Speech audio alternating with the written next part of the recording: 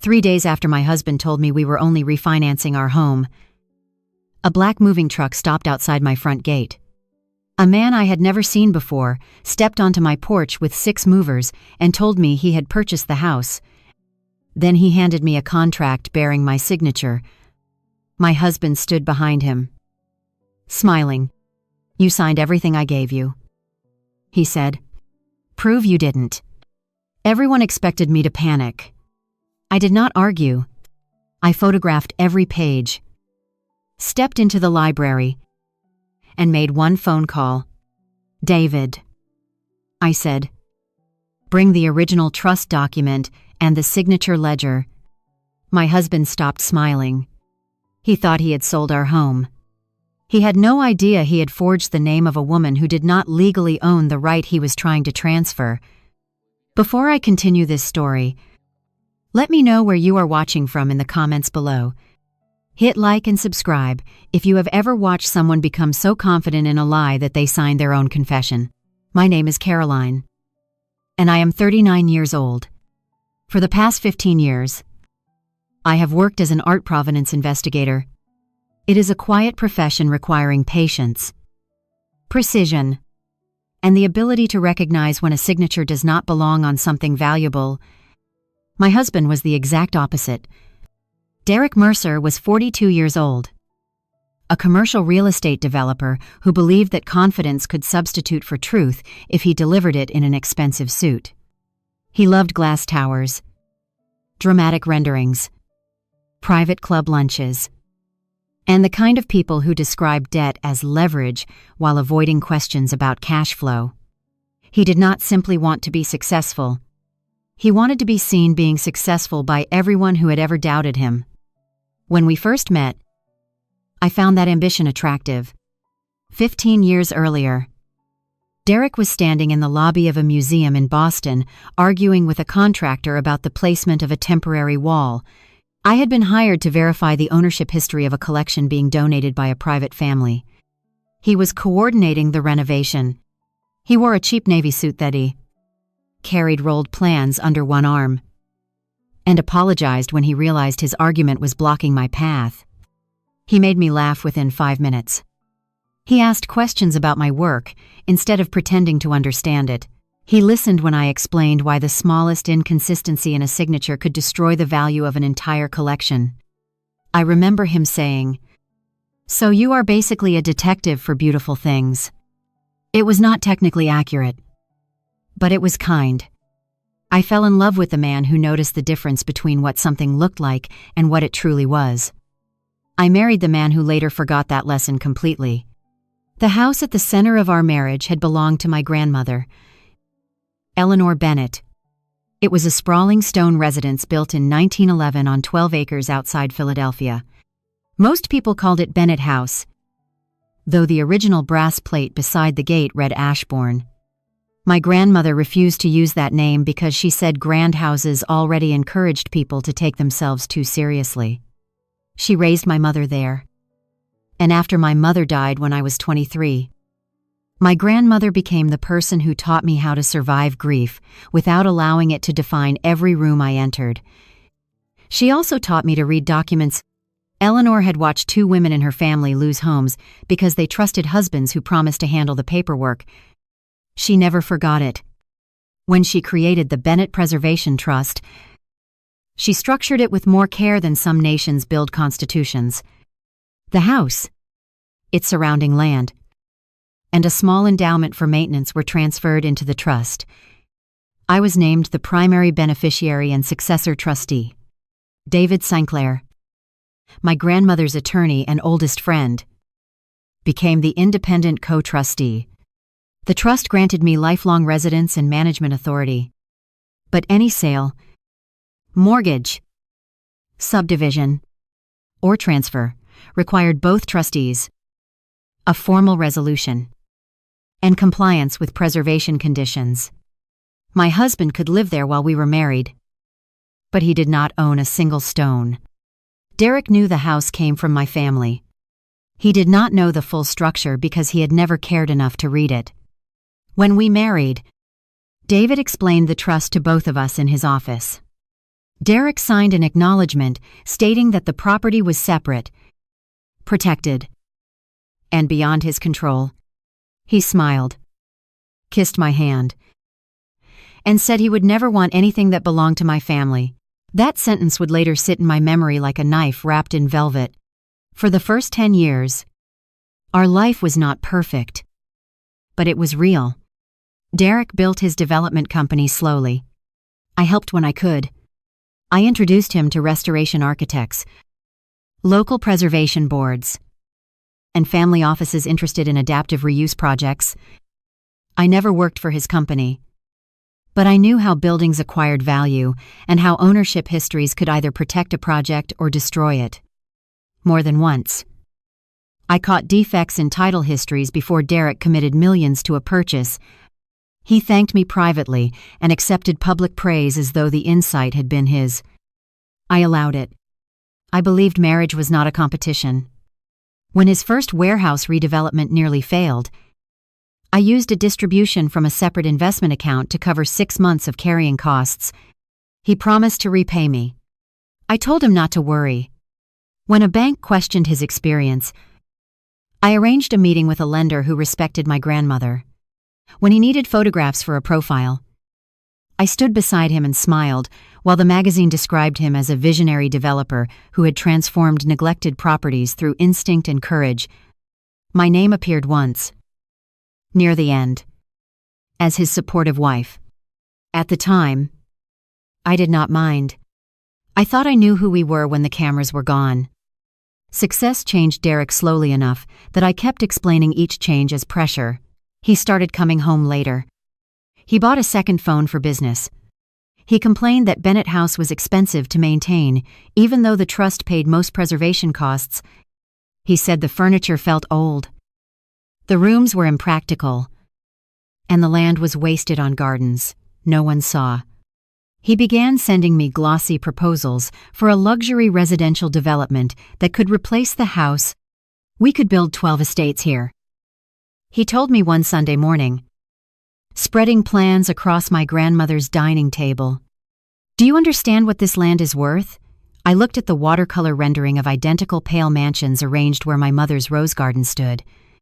I understand exactly what it is worth, I said. That is why it is not for sale. Derek leaned back and rubbed his jaw. You always confuse sentiment with strategy. And you always confuse price with value. He laughed. But his eyes did not. That was the first time I saw resentment where affection used to be. 2 years before the moving truck arrived, Derek hired Olivia Crane as the lead broker for several luxury projects. Olivia was 31. Polished, relentless, and able to make every room feel like an audition. She wore cream-colored suits, carried a tablet as though it were a royal decree, and referred to properties as opportunities before anyone had decided they were for sale.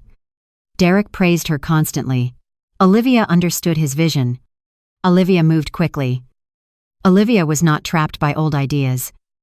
Olivia knew how to turn underused assets into capital. I heard her name so often that it became part of the weather in our marriage. At first, I had no reason to suspect an affair. Their messages were professional. Their trips aligned with projects. Olivia attended dinners because she handled buyers. When she came to Bennett House for a charity reception, she complimented the library, the staircase, and the original plasterwork with such practiced admiration that I almost liked her. Then she stood at the west windows overlooking the meadow and said, "This land could carry at least 80 million in new construction." I replied, "It already carries a century of history." She smiled as if I had made a charming joke. Derek began pushing harder to refinance. He said his company had reached an inflection point. A new waterfront development required temporary liquidity. The house would not be sold. He promised we would only use its value more efficiently. Each time I reminded him, the trust prohibited any mortgage without David's approval. Derek accused me of treating him like a guest in his own home. "I have lived here 14 years, he said one night. "I pay for repairs. I host clients. I have built value around this place. You pay household expenses because you live here. I said, the trust pays structural maintenance, and the value existed before either of us arrived. He slammed his wineglass onto the counter hard enough to spill red wine across the marble. Then he apologized, wiped it up, and brought me flowers the next morning. That became our pattern. Pressure. Anger. Apology. Gift. I kept believing the apology was the truth, and the anger was the temporary distortion. 3 months before the sale, Derek told me he had found a legitimate refinancing structure that would not touch the trust. He said the bank only needed updated household records to confirm his residence and our marriage. He brought me a folder after dinner containing insurance forms, tax authorizations, and a routine acknowledgement related to utilities. I read every page. He watched with increasing irritation. Caroline, it is standard. He said, I know. You review documents for a living. You do not have to interrogate every comma at our kitchen table. That is exactly why I review them. I signed only 2 pages after crossing out a broad authorization that would have allowed his company to obtain unrelated financial records. Derek's mouth tightened. You do realize trust is part of marriage. So is informed consent? He gathered the papers and told me I was exhausting. The next morning, he apologized and said the refinancing was no longer necessary. I believed the matter had ended. In reality, he had learned that I would never sign the document he needed, so he decided to create my signature himself. The first warning arrived as a letter from a title insurance company addressed to current occupant. Derek normally collected the mail. That week he was traveling, and I found the envelope beneath a stack of catalogs. The letter thanked us for allowing an inspection associated with a pending transfer. I called the number printed at the bottom. A woman told me the file had been opened by Crane Premier Realty and that no interior inspection had been requested because the seller had supplied a recent appraisal. I asked for the seller's name. She hesitated, then said, Derek and Caroline Mercer. I told her there was no sale. She said the closing had been scheduled, but paused while she reviewed the file. 20 minutes later, Derek called me from what he claimed was a meeting in Baltimore. Why are you calling the title company? He demanded, without greeting me. They sent a letter. It is part of the refinancing package. They described a transfer. Because the lender creates a temporary transfer vehicle, this is why I asked you not to interfere. You do not understand development finance. I understood enough to know that lenders did not send moving-related title notices for temporary vehicles without extensive documentation. But Derek sounded irritated rather than frightened. I made a note of the file number and told him I would speak with David. His voice softened immediately. Please do not drag your grandmother's attorney into this. He hates me. David does not hate you. He has never respected me. He respects documents. Exactly. Derek said bitterly. He respects paper more than people. Just like you. He hung up. That evening, the title company emailed me a cancellation notice. The file had been withdrawn. They said, because the seller's broker had submitted an incorrect property description. I should have treated that as confirmation of an attempt. Instead, I let Derek convince me it had been administrative confusion. He returned home with a bracelet and reservations at my favorite restaurant. I wore the bracelet. I accepted the apology. I wanted peace badly enough to mistake silence for it. The second warning involved my signature. I was reviewing a provenance file for a 19th century portrait when my assistant brought me a scanned consent form related to a temporary art loan from Bennett House. The form contained a reproduction of my signature copied from an older insurance schedule. The museum had sent it for confirmation because the signature looked unusually compressed. The request turned out to be legitimate, but the copied signature disturbed me. I realized that high-resolution versions of my signature existed in household files. Prior tax returns. restoration contracts, and insurance records. Derek had access to many of them. That evening, I checked the locked cabinet in my study. Nothing appeared missing. My signature ledger remained in the lower drawer. My grandmother had created that ledger decades earlier. Every significant trust transaction included a dated specimen signed in full as Caroline Elizabeth Bennett, followed by the word trustee when I acted for the trust. David kept a duplicate in his office.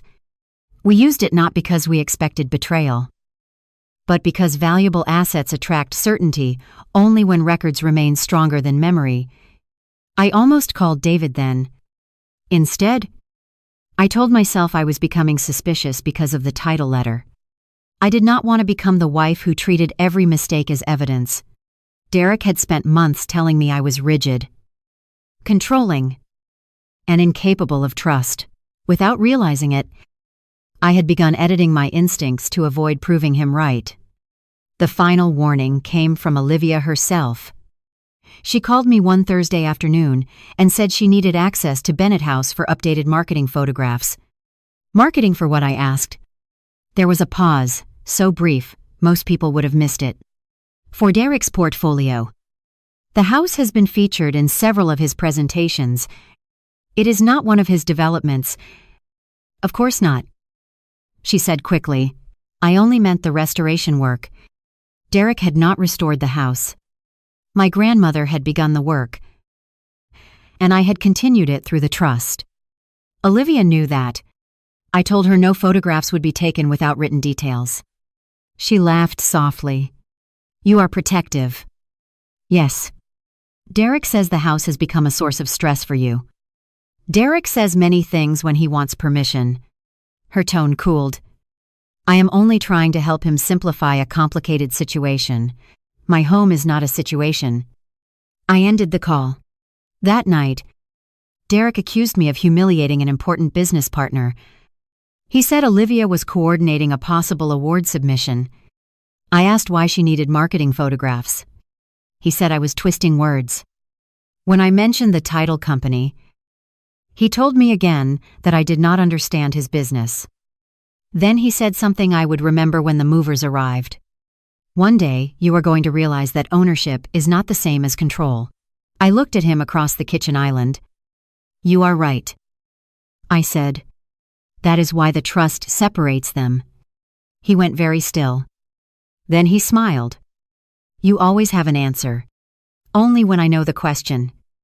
3 days before the moving truck arrived, Derek placed another folder on the breakfast table. He told me the refinancing had finally been approved through a private lender.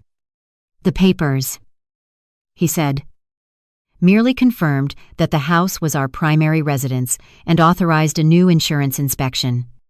I read them. The pages appeared routine. The signature lines related only to household insurance, not title. I signed one acknowledgement, an initial statement confirming that no commercial activity occurred on the property. Derek watched every movement of my pen.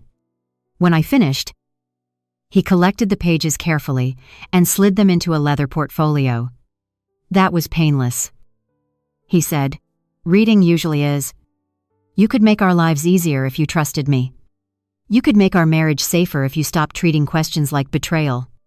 He kissed my forehead and told me he loved me. The following morning, he left early. That afternoon, Olivia sent me a text by mistake. At least, she claimed it was a mistake. It read closing complete. Possession in 72 hours. Make sure she is out before Victor arrives. Seconds later, the message disappeared. Then she sent another sorry. Wrong, Caroline. There was no other Caroline involved in Derek's current projects that I knew of. I took a screenshot before the first message vanished. I called Derek. He did not answer. I called David. His assistant said he was in court and would return my call. I considered contacting the title company, but I did not know whether the old file number still applied. I told myself I would investigate the next morning. That delay became one of the few decisions I regretted. The moving truck arrived at 9:17. I was in the library examining a set of auction records when the security intercom sounded. The man at the gate introduced himself as Victor Lang and said he was the new owner. Behind his black sedan waited a moving truck, a locksmith's van, and Olivia's silver Mercedes. Derek's car entered from the side drive seconds later. He had coordinated the arrival with theatrical precision. I opened the front door but did not step aside. Victor was in his late 50s, broad-shouldered, expensively dressed, and visibly annoyed. He held a thick closing binder beneath one arm. Olivia stood several feet behind him in a white suit. Her expression composed, Derek Chamlast, smiling, as if he had been waiting years for the scene. "Caroline," he said, "we need to keep this civil." Victor held out the contract. "Mrs. Mercer, I purchased this property 3 days ago. The occupancy agreement expired this morning. Your husband assured me the house would be vacant." I looked at the first page. The property description named Bennett House, and it's 12 acres. The seller was listed as Caroline Mercer, married woman, acting individually. Derek appeared as spouse, joining for marital rights. The sale price was less than half the appraised value. My signature appeared on the final pages. Neat and convincing at first glance. It was not mine. It resembled a version I had used on holiday cards years earlier. The capital C curved correctly, but the pressure was uniform, the final R too short. And the signature ended without the slight upward lift created by an old injury in my right hand. More importantly, it read, Caroline Mercer. No trust capacity. No Bennett. No co-trustee. No authority. It was the wrong signature in every way that mattered. I turned the page and saw a notarial acknowledgement bearing a seal from someone named Elaine Porter. I knew that name. Elaine had notarized a restoration contract 8 years earlier. She had retired and surrendered her commission 2 years ago. Derek had copied an obsolete seal. I photographed the page. "Stop taking pictures," Olivia said. "These are confidential closing documents. They concern my home. It is no longer your home." Derek replied. He stepped close enough that only I could hear the satisfaction in his voice. "You signed everything I put in front of you. Prove you didn't." I looked at him for several seconds. He expected anger. He expected me to scream that the signature was fake, giving him an opportunity to call me confused or dishonest. He expected Victor to force the issue while movers emptied the house. Instead, I photographed the remaining pages, including the wire instructions. Then I looked at Victor. "Did you transfer the purchase price?" "Yes." To whom he glanced at Derek. The escrow agent dispersed according to the closing statement. "May I see it?" Derek reached for the binder. "No more documents. You have had months to prepare for this." "Months?" I asked. Victor frowned. "Your husband said you requested a private closing because the property had become emotionally burdensome. Did he also tell you the house belongs to a trust?" Victor's eyes shifted. Olivia answered for him. "The title report confirmed ownership. Then the title report is wrong." Derek laughed. "There it is. The dramatic denial. Caroline, you signed the sale contract, the occupancy agreement, and the authorization. You received notice. You cannot change your mind, because the movers are here." "I am not changing my mind." I looked at the locksmith. "No one enters this house or removes any property until law enforcement and the title insurer confirm possession." Derek raised his phone. "I will call the police myself." "Please do." I stepped into the library and closed the doors behind me. My hands were cold, but they were steady.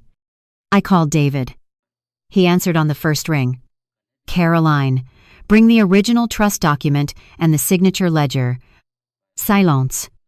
Then his voice became sharp. "What happened? Derek sold Bennett House." "That is impossible. He forged Caroline Mercer." David exhaled once. Do not surrender possession. Do not sign anything. Photograph every page. I am calling the Trust's Litigation Counsel, the title insurer, and the District Attorney's Real Estate Fraud Unit. I will be there within 40 minutes.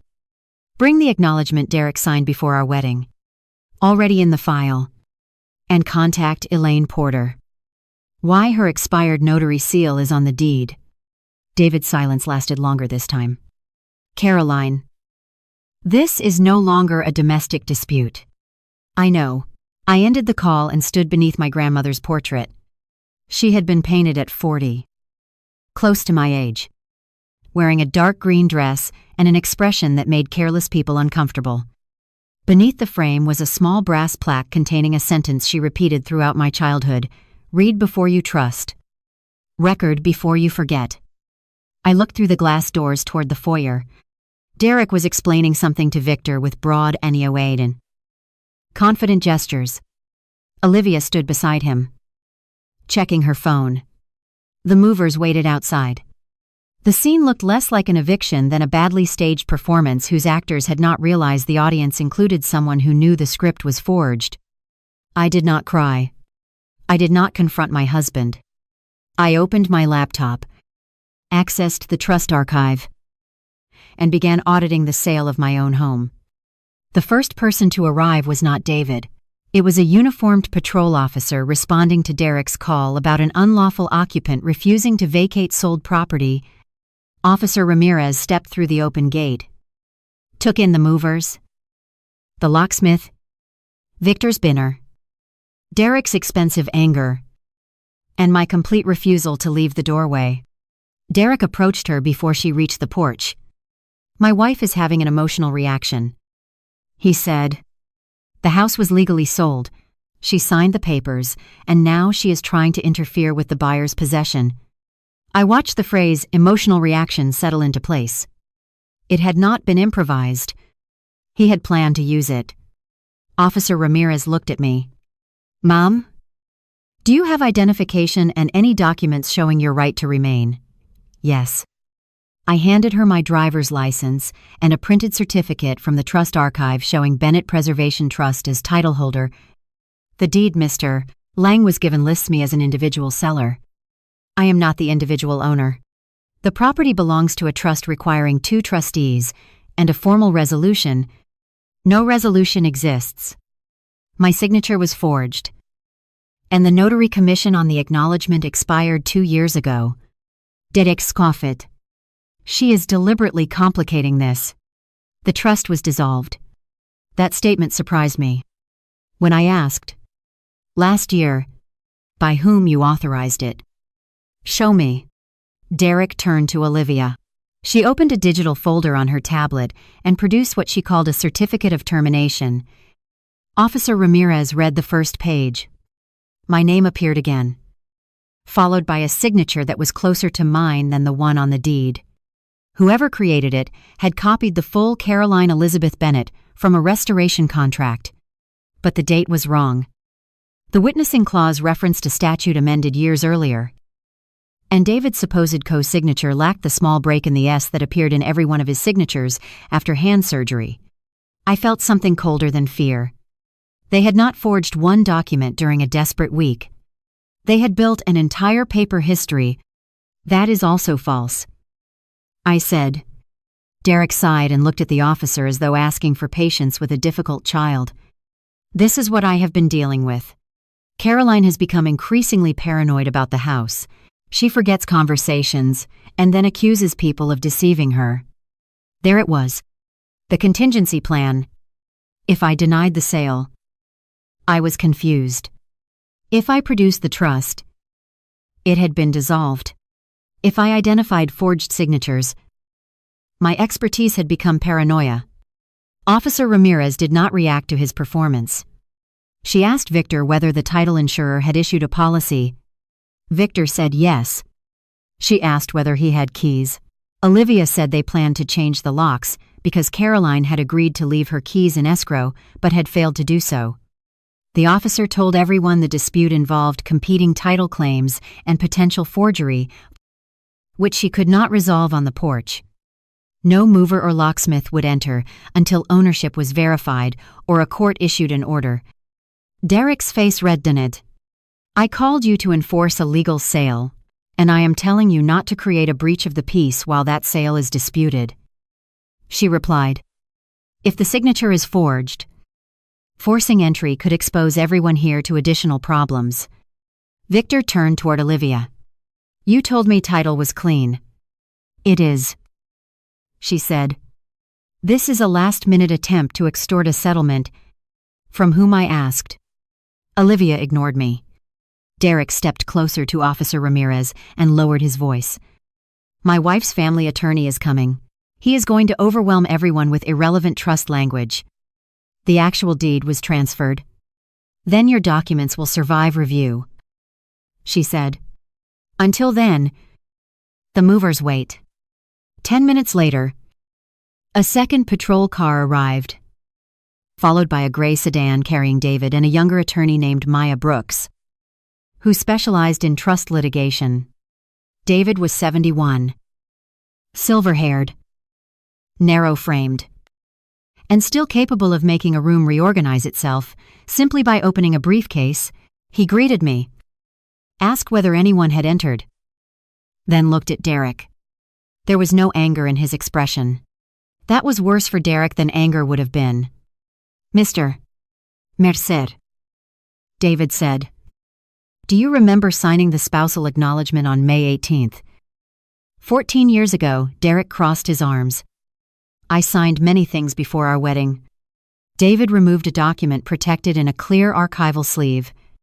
This one states that Bennett House is held by the Bennett Preservation Trust, that your residence is permissive, and that you possess no authority to sell, mortgage, pledge, subdivide, or encumber the property.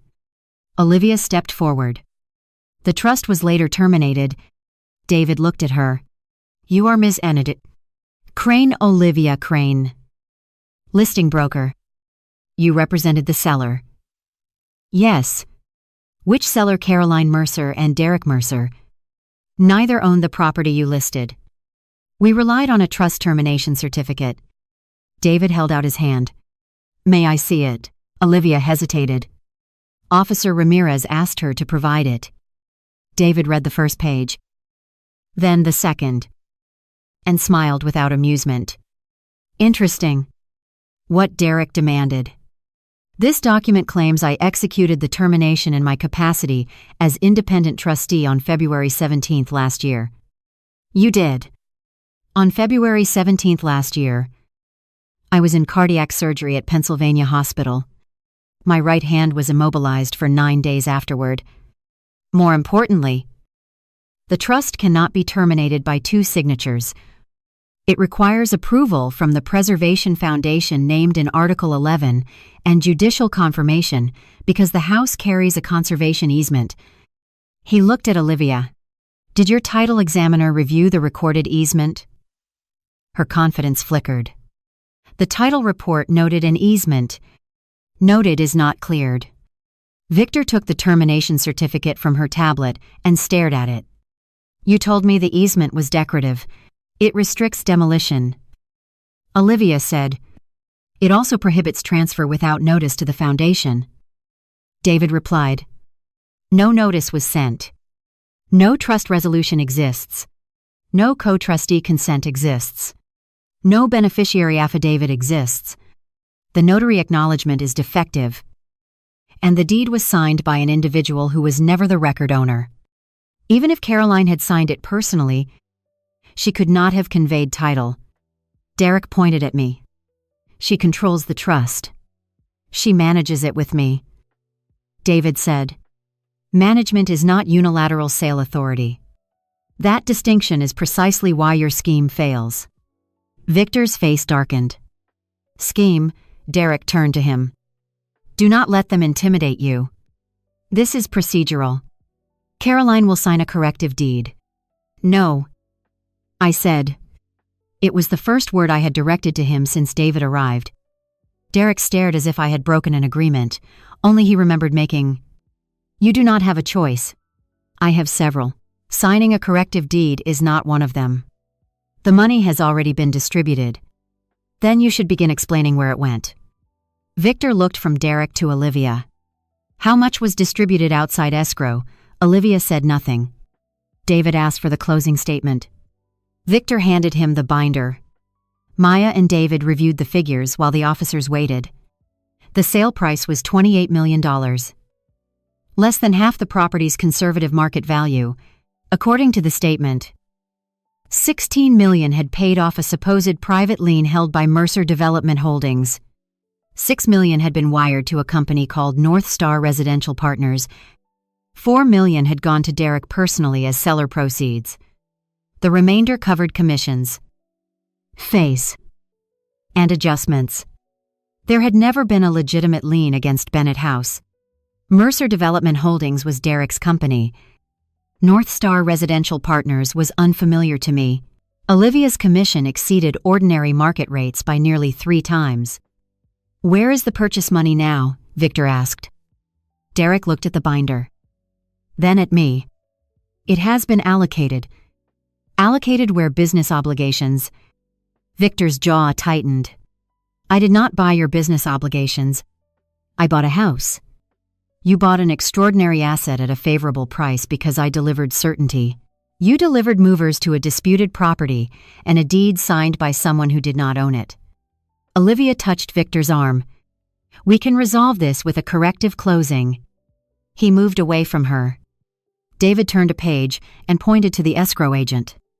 This company is not licensed in Pennsylvania. Olivia said it was an affiliated closing service based in Delaware. Maya searched the name on her phone. It was formed 8 weeks ago. Registered agent is North Star Residential Partners.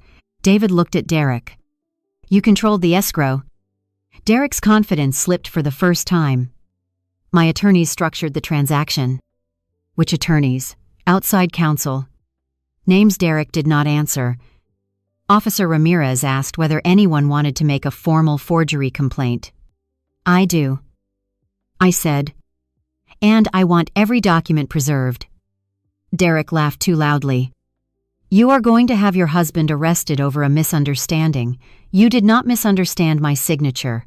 You signed the refinancing package. Not this deed. You cannot prove that. David placed the signature ledger on the entry table. It was bound in dark leather. Each page dated. Witnessed. And marked with the capacity in which I signed. Caroline does not need to prove a negative on the porch. He said, but since you are interested in signatures, this ledger contains 22 years of authenticated specimens.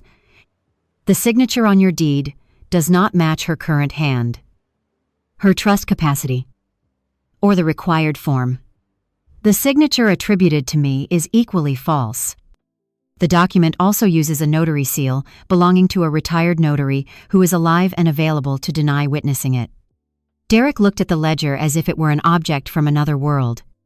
He had seen it in my study but never asked what it was. He had likely assumed it contained family letters.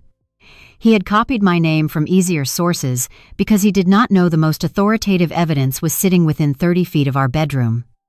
Maya photographed the closing documents, then contacted the title insurer's fraud department. David called the Preservation Foundation.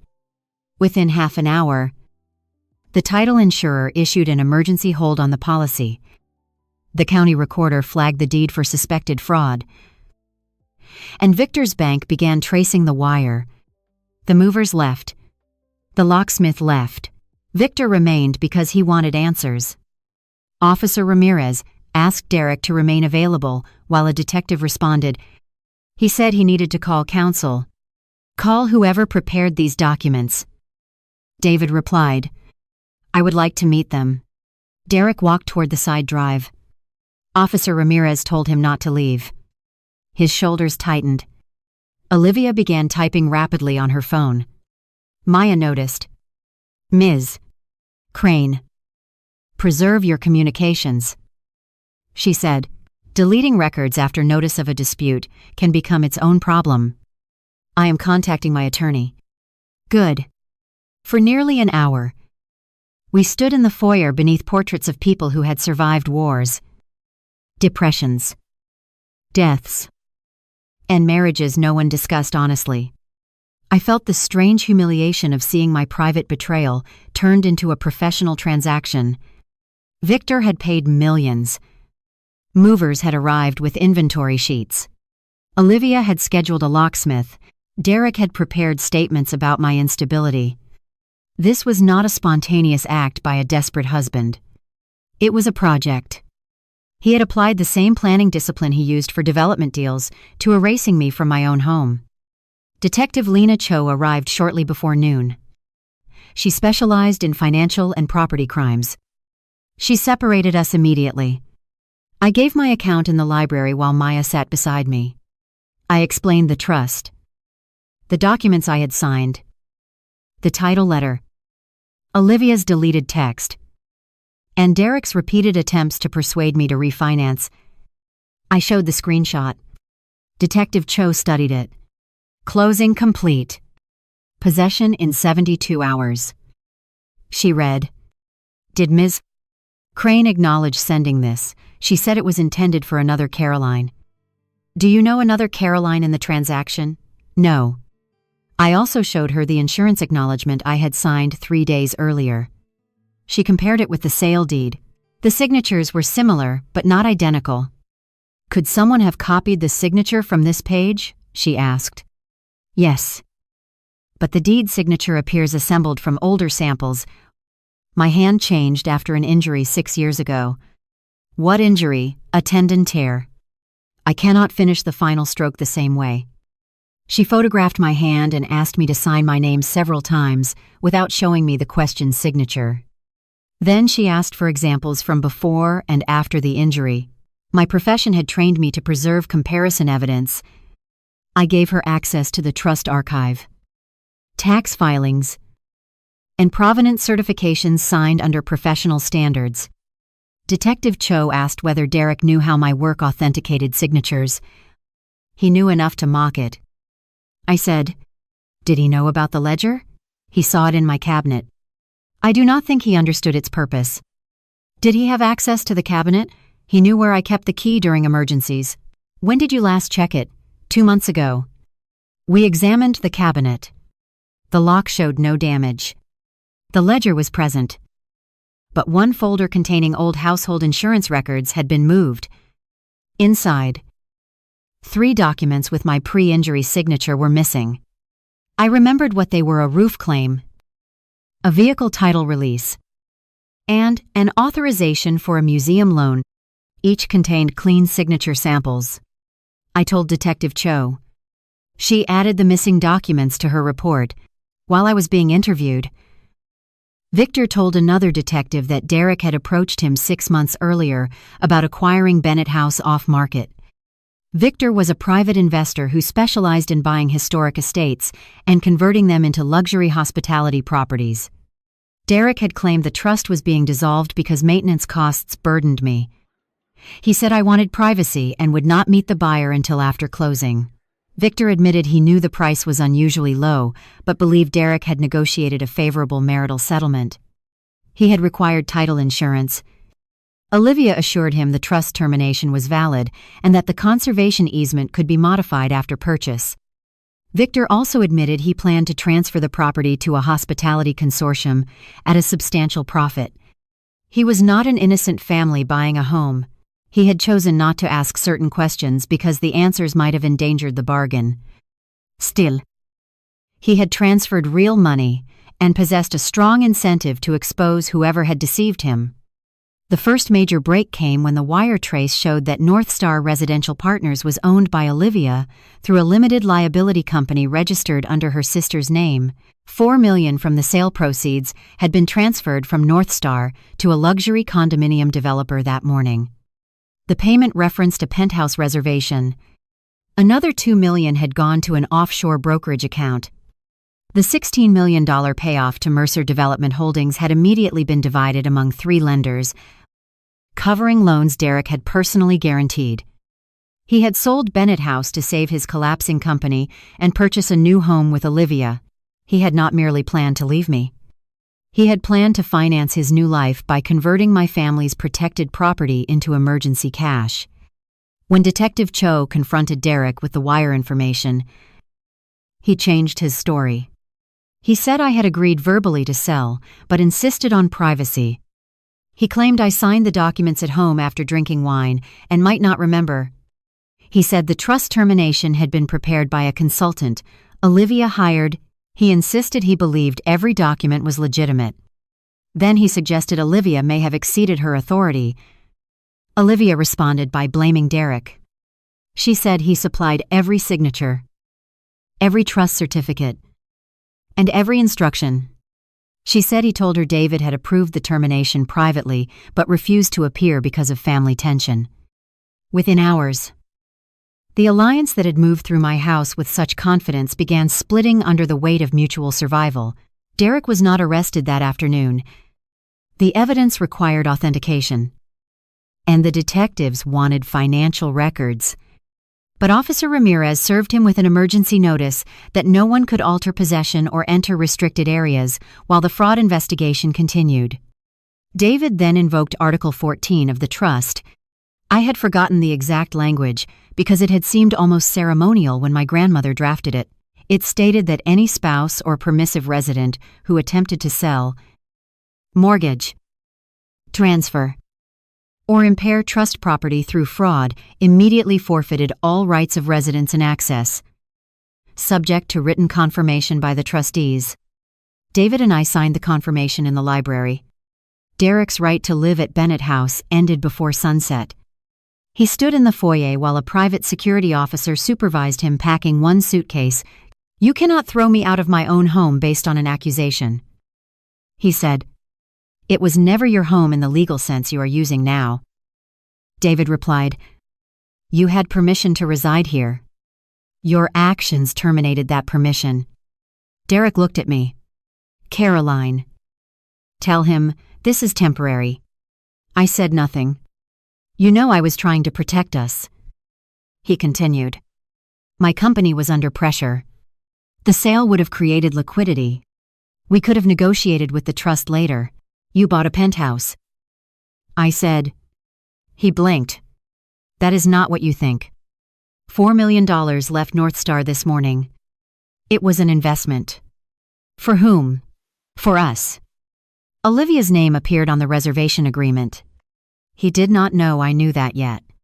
His eyes shifted toward the door. "Olivia handled the payment. You told Victor I wanted privacy. You told the police I signed after drinking. You told Olivia the trust was dissolved. Which lie was protecting us? You are emotional. That sentence worked better before you delivered movers." Derek lowered his voice. "Think about what happens if you pursue this. My company collapses. Employees lose jobs. Our marriage becomes public humiliation. Your grandmother's house becomes evidence in a criminal case. Is that what you want? I want the truth recorded before you replace it." For a moment, his face showed the man I had loved, frightened, tired, almost human. Then resentment returned. "You always cared more about records than me." Records never asked me to ignore reality. Security escorted him outside. He carried one suitcase and the leather portfolio he had brought to the false closing. At the gate, his access code stopped working. He turned toward the camera and stared into it for several seconds. Perhaps he expected me to open the gate out of pity. I did not. That night, I walked through every room of Bennett House. Nothing had been removed. But the house felt altered. Derek's shoes were still by the mudroom door. His watch sat on the dresser. His coffee cup remained in the dishwasher. Betrayal had not announced itself by changing the furniture. It had changed the meaning of ordinary objects. I entered my grandmother's room, which I had preserved as a sitting room, and opened the desk where she once kept household ledgers. Inside was a note she wrote during the trust planning process.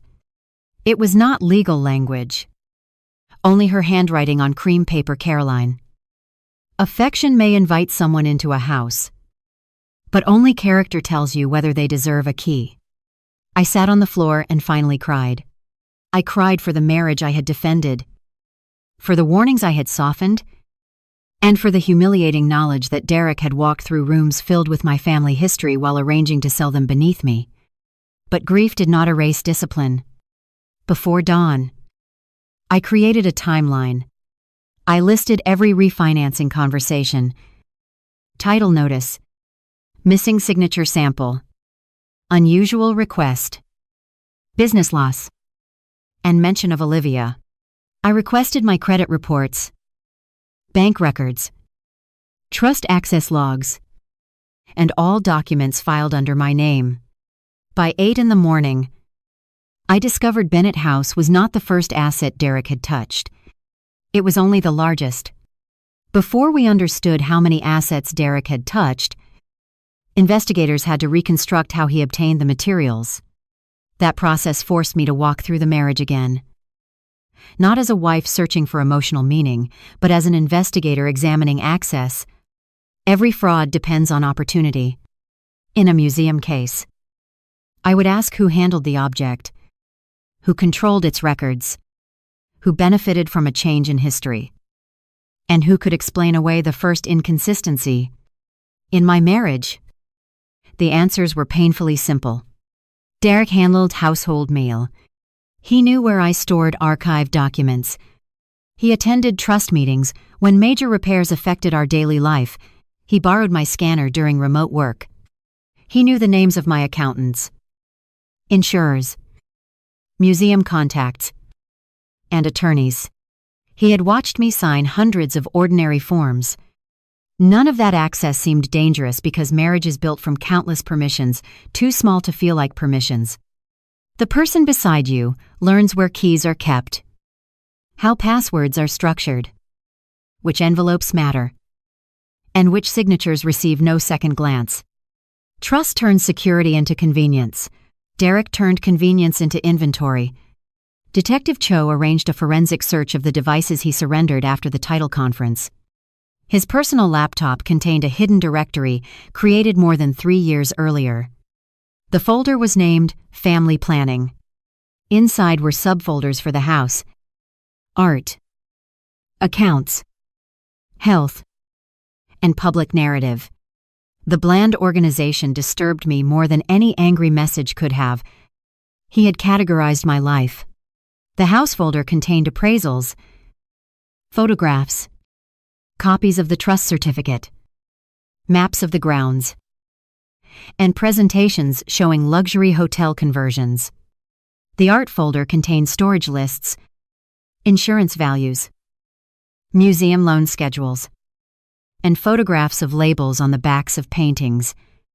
The accounts folder contained estimates of separate investments he believed I held.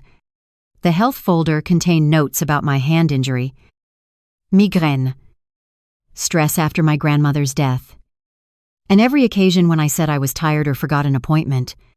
The public narrative folder contained draft emails and statements portraying Derek as a devoted husband, burdened by a rigid, emotionally fragile wife, obsessed with preserving an unaffordable estate. The earliest file predated his affair with Olivia. At least according to the evidence we had then. That mattered. Olivia had not created his entitlement. She had given it a willing partner and professional tools. One document was titled Long-Term Asset Integration Strategy. Derek wrote it after the first waterfront project encountered financing problems. He described Bennett House and the art collection as underutilized family capital trapped by legacy restrictions. He proposed gradually normalizing the idea that the trust should be dissolved. His steps included encouraging me to complain about maintenance, arranging articles about the burden of historic ownership, introducing investors who would praise redevelopment potential, and framing David as an outdated advisor who controlled me. He planned conversations the way his company planned acquisitions. First, create dissatisfaction. Second, isolate the decision-maker from protective advisors. Third, establish a financial emergency. Fourth, present transfer as the only rational solution. I remembered each stage. Derek sent me articles about heirs bankrupted by old estates. He invited architects who admired the house before casually discussing conversion. He complained that David treated him like an outsider. He suggested the trust prevented us from being equal partners. He asked whether my grandmother would have wanted her rules to damage my marriage. At the time, those conversations felt emotional and repetitive. In his files, they appeared as milestones. Beside one note, Caroline defended trust again. He wrote, "Increase pressure after anniversary." He had monitored my resistance as data. The public narrative folder contained drafts attributed to me. One email said, "I found the house suffocating and wanted Derek to handle a confidential sale." Another said I had become overwhelmed by preservation obligations. A third asked Olivia to identify a buyer who would avoid publicity. None had been sent from my account. But Derek planned to use them if necessary. Metadata showed he created the drafts on nights we were together. On one of those nights, we watched an old film in the library while rain struck the windows. I remembered falling asleep against his shoulder. He must have waited until I went upstairs, then opened his laptop and wrote, "In my voice." Maya asked whether the language sounded like me. "Almost," I said. "He uses words I would use, but not the reasons." "What do you mean I might call the maintenance demanding? I would never call preservation pointless." He copied my rhythm and inserted his beliefs. That distinction became useful. My authentic correspondence consistently described the trust as responsibility and protection. Derek's drafts described it as burden and irrationality. A linguistic expert later identified repeated phrases from his own emails, including dormant asset, emotional attachment, and rational exit. He had forged not only my signature but my perspective, and his impatience leaked through both. The health folder explained his comment to Officer Ramirez about my memory. For 2 years, Derek had recorded ordinary lapses in a spreadsheet. Forgot dinner reservation. Asked same question twice. Misplaced reading glasses. Confused Tuesday meeting with Thursday. He did not record that the dinner reservation changed. That I repeated a question because he avoided answering it. That my glasses were in his car. Or that his assistant sent the wrong calendar invitation. Context had been removed to create a pattern. He also preserved clips from home security cameras showing me tired, upset, or searching for something. The videos began seconds after the causes of those reactions and ended before resolution. In one clip, I stood in the kitchen saying, "I know I put it here." The object was a trust notice Derek had moved to his office. The clip ended before he returned it. In another, I asked why Olivia had called at midnight. The audio began after Derek muted the phone and showed only my frustration. He planned to present the collection to attorneys or doctors if I denied the sale. He was creating evidence of incapacity. Detective Cho said, "Not enough for guardianship, but enough to make people hesitate." Hesitation was all he needed. I replied, "If Victor, police, or reporters saw a distressed wife denying her own signature, Derek wanted them to wonder whether she remembered correctly. Fraud often survives in the distance between certainty and doubt. He did not need everyone to believe I was ill. He needed them to delay believing me until possession changed and money disappeared." My private notes countered his spreadsheet. For years, I had maintained case-style journals during complex projects. After Derek began denying conversations, I extended the habit to household decisions. Each entry included date, time, subject, and follow-up. The notes were not written for litigation. Their ordinary detail made them credible. They showed that whenever Derek described me as forgetting, there was often a disputed financial question nearby. The alleged memory decline intensified around trust meetings, refinancing requests, and Olivia's visits. It disappeared during months when Derek did not need my cooperation.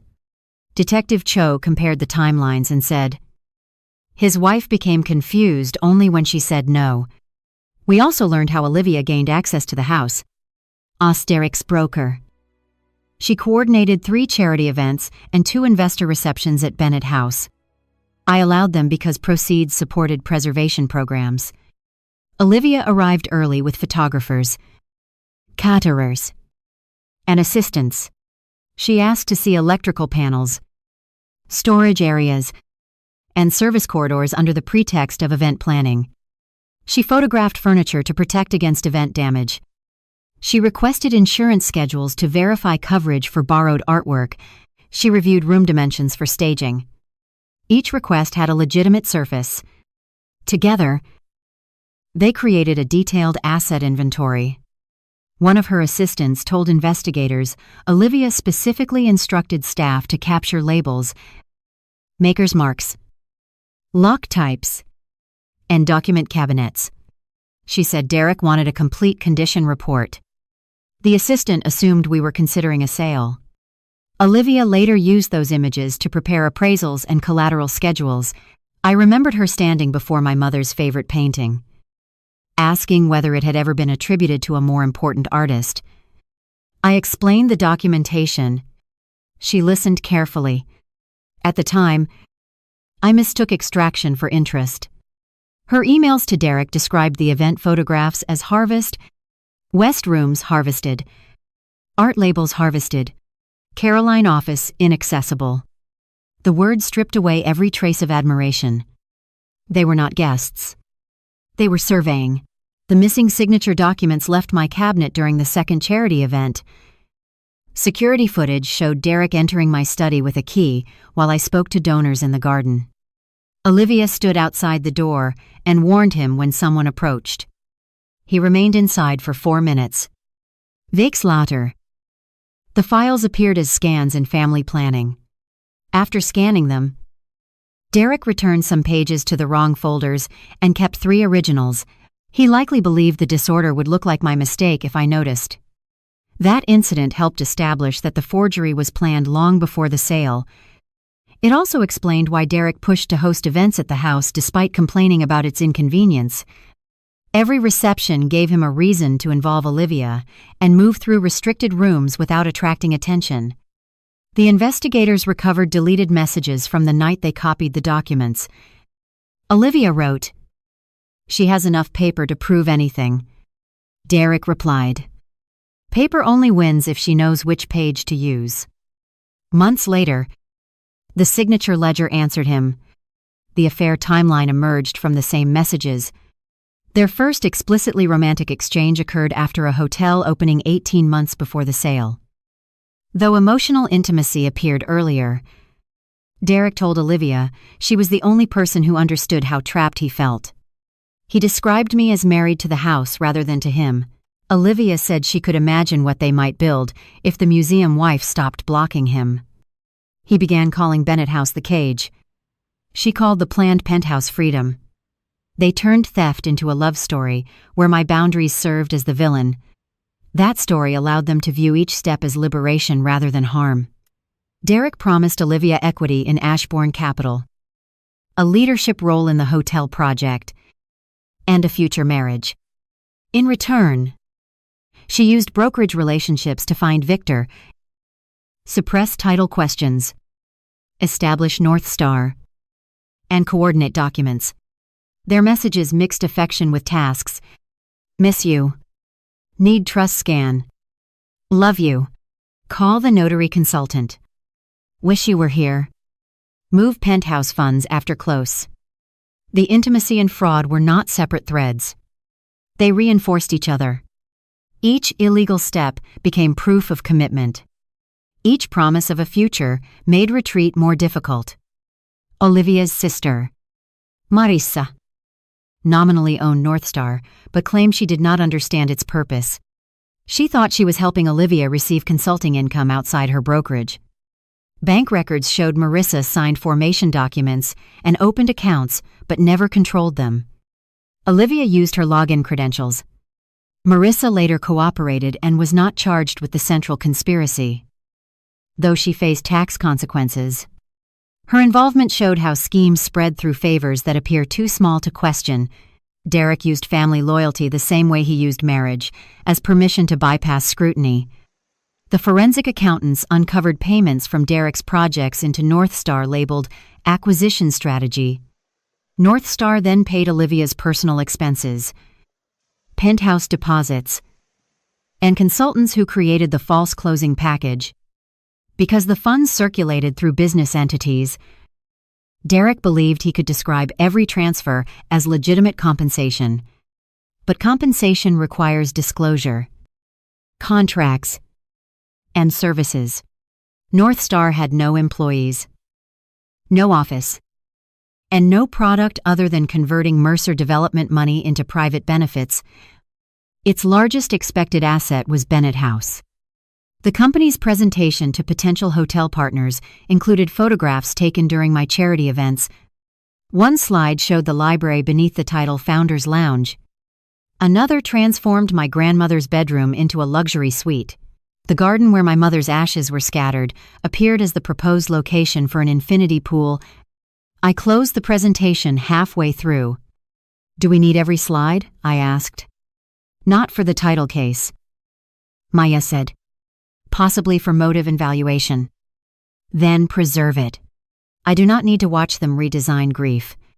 David rested his hand beside mine without touching it. He understood. Documents can be emotionally violent, even when they contain no insult. A rendering of an infinity pool told me Derek had stood in that garden knowing what it meant, and decided its meaning was less important than a marketing image. The investigation also corrected one assumption I made about Victor. Derek had initially approached 2 reputable preservation buyers, both of whom withdrew after reviewing the trust.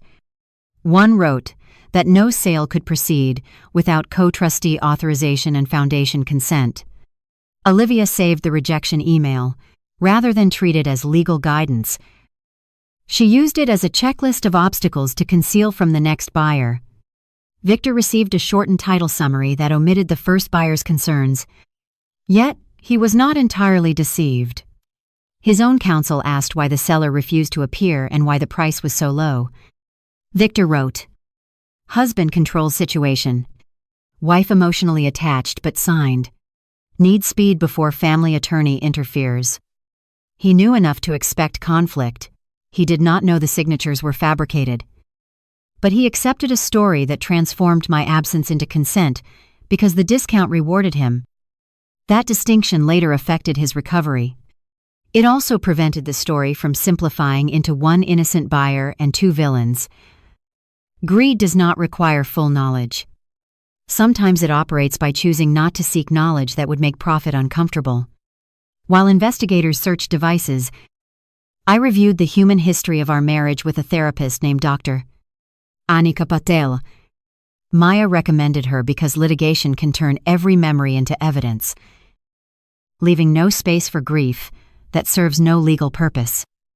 In our first session, I described Derek as though giving testimony: age, occupation, timeline, conduct. Dr. Patel stopped me. "What did you love?" she asked. The question angered me. Love seemed irrelevant to forgery. But she waited. I remembered Derek driving through the night when my grandmother entered hospice. I remembered him learning to repair old window cords because replacement parts were difficult to find. I remembered the morning after my mother's memorial when he sat on the kitchen floor beside me because chairs felt too formal for grief. I remembered years when he did not resent the house. Those memories complicate the case I am building in my head. I said, "Your legal case can be clear while your emotional history remains complicated." She replied, "You do not need to prove he was always a monster to justify stopping him now." That became essential. Derek's attorneys and family repeatedly suggested prosecution erased our marriage. In truth, acknowledging real tenderness made accountability more necessary, not less. He knew the value of what he betrayed. He had been trusted with keys, stories, financial support, and a place in a family that had survived loss. He did not steal from strangers. He converted intimacy into access. I also confronted my own pattern. Each time Derek minimized my work, accepted credit for my insight, or treated trust boundaries as personal rejection. I chose peace over correction. I called it generosity. Sometimes it was fear of conflict. I had watched my mother's illness consume years of family energy and learned to keep rooms calm. Derek benefited from that instinct. He understood that I would absorb discomfort longer than I would create a scene. The moving truck depended on the same assumption. He believed public pressure would make me surrender because I hated spectacle. He was correct about my dislike of spectacle. He was wrong about my willingness to lose the house to avoid it. During one session, Dr. Patel asked what I felt when I called David. Relief, I said. Not fear. Fear came before. The call meant I no longer had to debate reality with Derek. The document existed outside both of us. That was why the original trust mattered beyond ownership. It ended the argument he planned to control. Derek could reinterpret conversations, invent approvals, and label my reaction unstable. He could not retroactively obtain the absent co-trustee's signature or foundation consent. The structure denied him the ability to make truth depend on marital power. After investigators finished searching Bennett House, I stood in my study with the cabinet open. The missing documents left pale spaces inside folders. I replaced them with certified copies and added an access log. Then I moved the signature ledger to a secure archive shared with David. Part of me resisted. The study had always been private. Strengthening security felt like allowing Derek to alter the house even after removal. But protection is not surrender. I was not converting my home into a prison. I was refusing to let nostalgia preserve vulnerabilities. Maya helped me notify every institution that held documents under my name. We established verification phrases, dual authorization, and direct contact rules. The art storage facility changed access codes. Museums received notice that no loan, pledge, or movement could be approved through Derek or Olivia. The trust custodian flagged all accounts. The Preservation Foundation recorded a new memorandum reiterating restrictions. None of those steps felt dramatic. They were emails, calls, forms, and confirmations. Yet they restored control more effectively than any confrontation could have. Derek continued sending messages through attorneys. In one proposed resolution, he offered to transfer his interest in Ashbourne Capital to me. Ashbourne held liabilities, forged documents, and a restrained penthouse deposit. The offer was like returning an empty box and calling it restitution. In another, he proposed that Victor lease Bennett House back to me after closing, allowing me to remain for life while releasing capital for his company. He still spoke as though the sale might become valid if he offered enough variations. He did not understand that the central answer was no. Not a higher price. Not a leaseback. Not a private settlement. No authority had existed. No consent had existed. No sale had occurred. The Preservation Foundation's trustee, Ruth Ellison, visited the house before the title conference. Ruth was 65. A former judge with a direct manner and no interest in family drama. She walked the grounds, reviewed the easement markers, and inspected the trust seal. Your grandmother anticipated pressure, she said. She did. Did she anticipate Derek?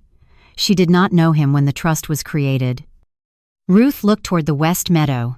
Good structures do not need to predict the person. They predict the incentive. She explained that the conservation easement added an independent layer, even if David and I had agreed to sell. The foundation could reject a transfer threatening preservation. Derek's hotel plan violated restrictions on subdivision, commercial expansion, and demolition. The false trust termination attempted to erase not only my authority but the foundation's public interest role. That expanded regulatory involvement and made quiet correction even less possible. He chose a very complicated house to steal. Ruth said, He thought complication belonged to people who could be pressured. And documents cannot. Documents can be destroyed. Institution can fail. But redundancy makes corruption expensive. She tapped the original trust. Your grandmother built redundancy. The day before the title conference, Detective Cho called to say they had recovered the 3 missing signature documents from a locked drawer in Olivia's office. Each had removable tracing film attached. The film contained alignment marks used to capture portions of my signature. Investigators also found printed practice sheets bearing dozens of attempts at my name and David's. Some signatures were terrible. Others were close. On one page, Derek had written beside a failed attempt, "Too careful." Caroline signs faster. He had studied the speed of my hand. That detail disturbed me more than the copied image. It meant he had watched me sign while pretending not to care. He understood that authentic signatures contain rhythm and tried to reproduce the movement he associated with ordinary trust. The document examiner said the practice sheets would be powerful evidence of intent. I asked whether Derek had written the note. Handwriting comparison suggested yes. He forged your signature, Detective Cho said. But he left his own handwriting criticizing the forgery. Confidence creates waste. I replied, people preserve things they believe they will never have to explain. That night, I could not sleep. I walked to the kitchen at 2 a.m. and found the chair where Derek sat while I signed the insurance acknowledgement 3 days before the sale. I remembered his eyes following the pen. He had already built the deed. He did not need that signature for the sale. He wanted a fresh sample and perhaps the psychological comfort of making me sign something while believing it was harmless. The realization made my skin crawl. He had converted an ordinary breakfast into rehearsal. I removed the chair from the table and carried it into the hall. Then I stopped. Throwing furniture away would not remove the memory. I returned it to its place and made tea. The house did not have to become. Rooms belong to the life that continues, not only to the harm that occurred. In the morning, I dressed for the title conference in a navy suit my grandmother bought me when I testified in my first major provenance case. Before leaving, I stood before her portrait. You were right, I said. Then I corrected myself. The document was right. My grandmother had never wanted reverence. She wanted preparation. David arrived with the original trust in a locked case. Maya carried binders of transaction records. Detective Cho had copies of the extracted messages. We left Bennett House through the front gate while security cameras recorded the time. For the first time since the moving truck, I did not feel as though I was defending a memory. I was carrying evidence into a room where Derek would have to choose one story and watch it meet every document he thought no one had read. That was how we entered the title conference. And that was how the first unauthorized transaction led us to everything else he had tried to take. The first unauthorized transaction involved a small collection of American landscape paintings my mother had placed in a separate family trust. The works were stored in a climate-controlled facility and occasionally loaned to museums. 6 months earlier, a lender had filed a financing statement claiming an interest in fine art and collectible assets associated with Caroline Mercer. The statement referenced a guarantee signed by me. I had never guaranteed any of Derek's obligations. The lender had not yet taken possession because the loan remained current. But the filing created a cloud over assets Derek did not own. The signature attached to the guarantee came from an auction consignment agreement I signed 9 years earlier. Derek had copied not only the shape of my name, but the exact spacing between letters, including an ink blot from the original fountain pen. Anyone trained in signature examination would recognize the reproduction. Anyone processing hundreds of digital loan files might not. The second transaction involved a brokerage account created by my grandmother to fund preservation grants. Derek had attempted to add himself as an authorized advisor using a letter that appeared to bear my approval. The custodian rejected the request because the trust identification number did not match the account title. Rather than alert me, the institution sent the rejection to a mailing address Derek controlled. I found it only after requesting all correspondence associated with my name. The third involved a set of antique furniture Derek had offered as collateral for a private bridge loan. He described the pieces as marital property.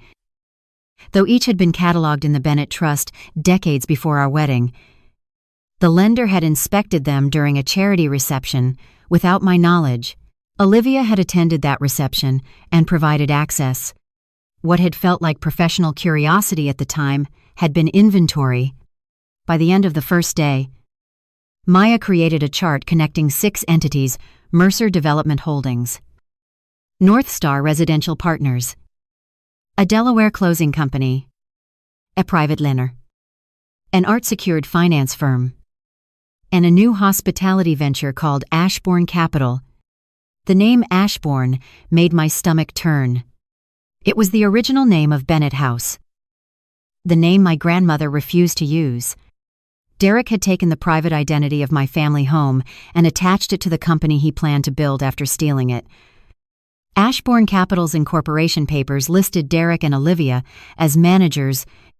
Its business purpose included luxury hospitality, heritage redevelopment, and art-backed investment products. The operating agreement contained a schedule of planned contributions. Bennett House appeared as founder-contributed real estate. My family paintings appeared as cultural collateral. The penthouse appeared as executive housing.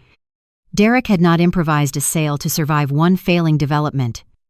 He had designed a new empire using assets taken from me. Maya stared at the schedule on her screen. He has valued everything.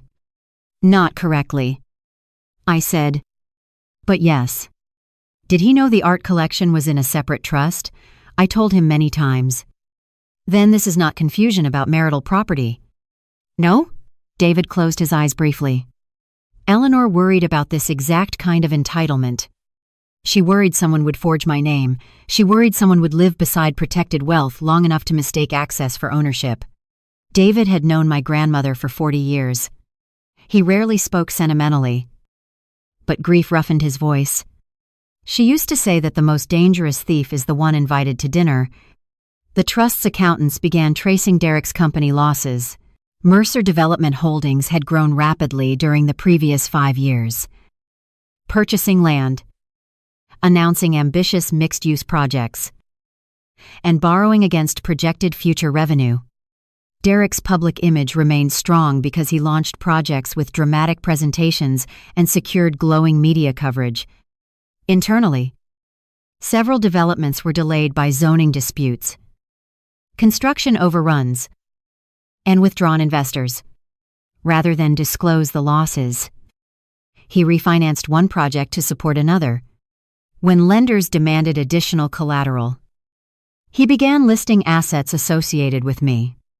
The first documents were cautious: a household guarantee, a letter of support, an appraisal authorization.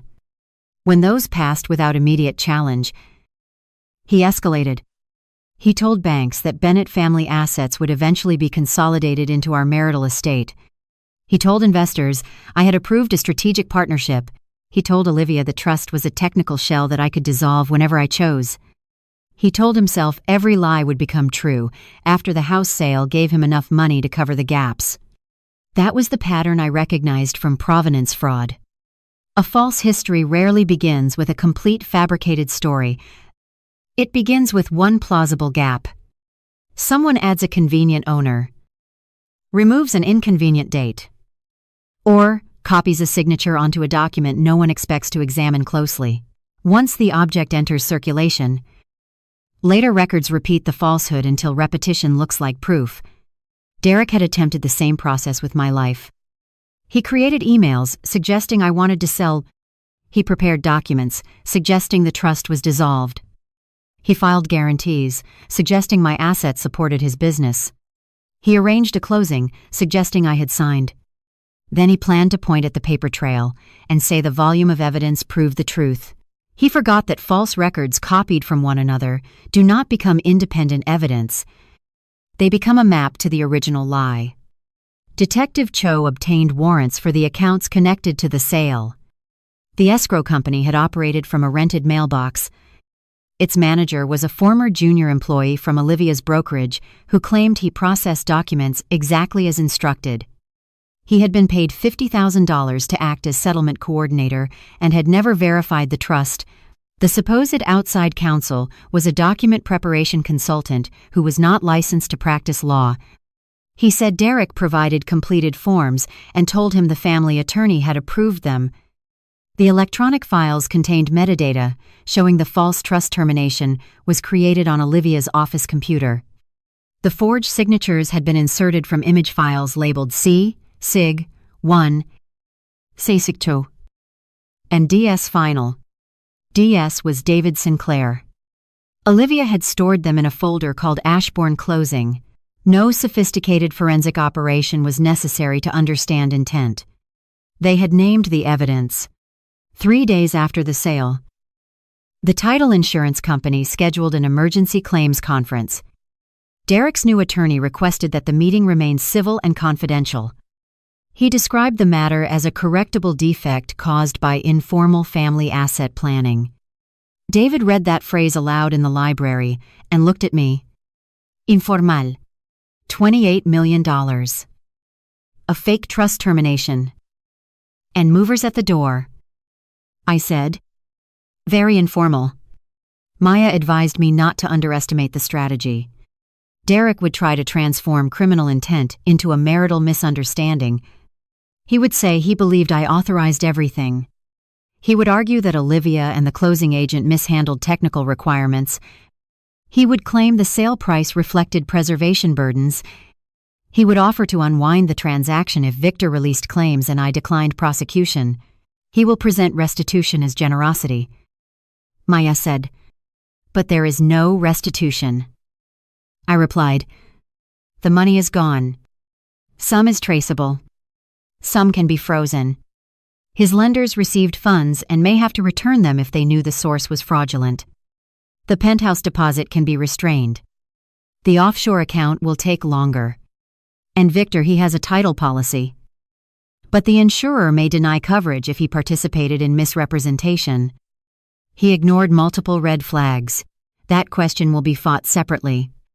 David placed the trust document beside the signature ledger. "Our immediate objective is declaratory relief, confirming the deed is void. An injunction preserving the property. And enforcement of Derek's forfeiture of residence. The criminal investigation proceeds independently. Will I have to testify about our marriage, likely?" "Good." Both attorneys looked at me. "You do not have to sound pleased." Maya said gently, "I am not pleased. I am finished being embarrassed by the truth. The shame belonged to Derek. But I had been carrying it because I thought public knowledge of betrayal meant I had failed to see something obvious. My work taught the opposite. Skilled fraud survives by manipulating trust, access, and ordinary assumptions. Being deceived did not make me foolish. Continuing to protect him after the evidence became clear would have... Derek tried to contact me repeatedly. His first messages were angry. He accused David of poisoning me against him. He said the trust was outdated and economically irrational. He demanded access to business records he had stored in the house. Then his tone changed. He said he was frightened, under pressure, and ashamed. He claimed he had never intended to remove me permanently. The sale was temporary. He wrote, Victor would hold the property while Derek reorganized his company, and we could buy it back later. He said Olivia had pushed the transaction too far. He said he missed me. He sent a photograph from our wedding and wrote, "Remember who we were before everyone got involved." I did remember. I remembered him signing the trust acknowledgement. I remembered him thanking my grandmother for welcoming him. I remembered him standing beside her hospital bed and promising to protect me after she died. Memory did not excuse what happened. It measured it. I did not reply. Instead, every message went to Maya and Detective Cho. Olivia contacted me through an encrypted email account. Her message contained only one sentence. Derek lied to both of us. I forwarded it to counsel without answering. The following day, she sent another. I can prove he created the signatures. Maya advised against direct contact. Olivia had her own attorney and appeared to be testing whether cooperation could reduce her exposure. We waited. 2 nights before the title conference, I received a call from my father-in-law, Thomas Mercer. Thomas had retired from construction and lived in Florida. He had always treated me politely, though he viewed business aggression as a masculine virtue. "Caroline," he said, "Derek tells me this situation has gotten out of control. He sold property he did not own. He made a mistake under pressure. He created false documents over several months. Companies fail when families refuse to support them. My family supported his company for 15 years. That house is an enormous dormant asset. It is not his asset." Thomas Sahil. Legally. Perhaps. Legally is the category that determines ownership. Marriage should mean something beyond paperwork. It did. That is why he had access. Paperwork is why he could not convert access into ownership. Thomas said Derek's company employed more than 100 people. If lenders accelerated loans, innocent families would suffer. He asked me to settle privately, validate the sale, and let Derek repay the trust over time. With what money, I asked? Future projects. The future projects were based on stolen assets. You sound like Eleanor. Thank you. He did not mean it as a compliment. Before ending the call, he revealed more than he intended. Derek has promised that Ashbourne will restore the family's position. What family position? Silence. Then he said, I was twisting his words. Afterward, the investigators found that Thomas had invested in Ashbourne Capital and expected a share of the hotel conversion. Derek had told his father the house would become the flagship property of a Mercer family brand. Thomas knew I opposed selling, but he claimed he believed I had changed my mind. Another person had accepted a convenient lie because it offered profit. My mother-in-law, Judith. Accent allongé message.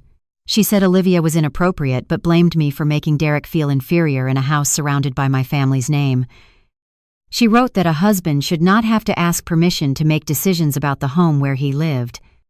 She said I had emasculated him by involving David in every important financial matter. I read the message twice and understood that Derek's resentment had not grown in isolation. His parents had spent years telling him that living in Bennett House made him appear dependent on me. Instead of building an independent foundation, he decided to seize mine. I archived the message. The title conference took place in a secure meeting room at Commonwealth Title Assurance. The long table faced a wall of screens used for document review. Present were David, Maya, me, Derek and his attorney, Olivia and her attorney, Victor and 2 lawyers, representatives from Victor's bank, the title insurer's claims director, the independent trustee from the Preservation Foundation, Detective Cho, and an investigator from the State Real Estate Commission, Elaine Porter, the retired notary whose seal had been copied. Joined by video, Derek entered last. He wore a charcoal suit, and the expression he used at difficult investor meetings: calm, regretful, ready to solve a problem created by someone else. Olivia sat on the opposite side of the table. She did not look at him. The claims director, Margaret Lynn, opened the meeting. We are here to determine whether any valid interest transferred under the deed recorded 3 days ago, to preserve funds, and to identify the origin of disputed documents. Nothing said today limits criminal or regulatory proceedings. Derek's attorney began by describing the transaction as a good-faith sale affected by defective trust administration. He claimed Caroline had long expressed a desire to dispose of the property and had signed multiple authorizations. He said Derek reasonably relied on professionals. Margaret asked whether he was asserting that I personally signed the deed. Yes, the attorney said. Mr. Mercer witnessed her sign related closing documents. I looked at Derek. He held my gaze. He was going to commit to the lie in a room filled with every person capable of disproving it. Margaret displayed the deed on the main screen. Mrs. Mercer. Is this your signature? No. Did you authorize anyone to sign for you? No. Did you agree to sell Bennett House? No. Did you receive any proceeds? No. Derek leaned toward his attorney and whispered. Margaret continued. Mr. Mercer. Where did the signature originate? My wife signed the closing package at home. Who was present? I was. Any notary. The notary acknowledged it later. Elaine Porter's face appeared on the screen. I did not acknowledge anything. She said, my commission expired 2 years ago. I surrendered my seal to the county as required. The seal shown on that deed is a digital copy of one used on a document 8 years ago. Margaret displayed the old restoration contract beside the new deed. The seal defects matched exactly, including a scratch near the border. Mr. Mercer, she said. Did you provide this prior document to the closing agent? I do not know. Olivia spoke for the first time. He did. Derek turned toward her. That is false. Her attorney placed a phone and an external drive on the table. Ms. Crane is providing communications pursuant to a cooperation agreement under discussion with investigators. Derek's composure cracked. Cooperation, Olivia. Do not be stupid. Margaret asked everyone to refrain from direct threats. Olivia looked at me. Then at the screen, Derek gave me a folder of scanned signatures. He said Caroline had approved the sale, but refused to attend because she wanted distance. He told me David Sinclair had authorized us to reconstruct signatures from prior trust files because he would not sign documents connected to Victor personally. David almost laughed. Reconstruct signatures. Olivia's face tightened. I knew it was irregular. You knew it was forgery. Maya said. I knew. Derek said Caroline consented. Detective Cho asked, why did you text her that possession would occur in 72 hours? Olivia looked down. Because Derek wanted her confronted after the funds cleared. He said she would make a scene, but eventually accept it. And the penthouse. He said it was a business residence. Derek whispered something to his attorney, who told him to stop speaking. Margaret turned to David. Please explain the trust requirements. David opened the original document. Its pages marked with archival tabs. He described the trust's creation, the conservation easement, my beneficiary rights, his role as independent co-trustee, and the approval required for any sale.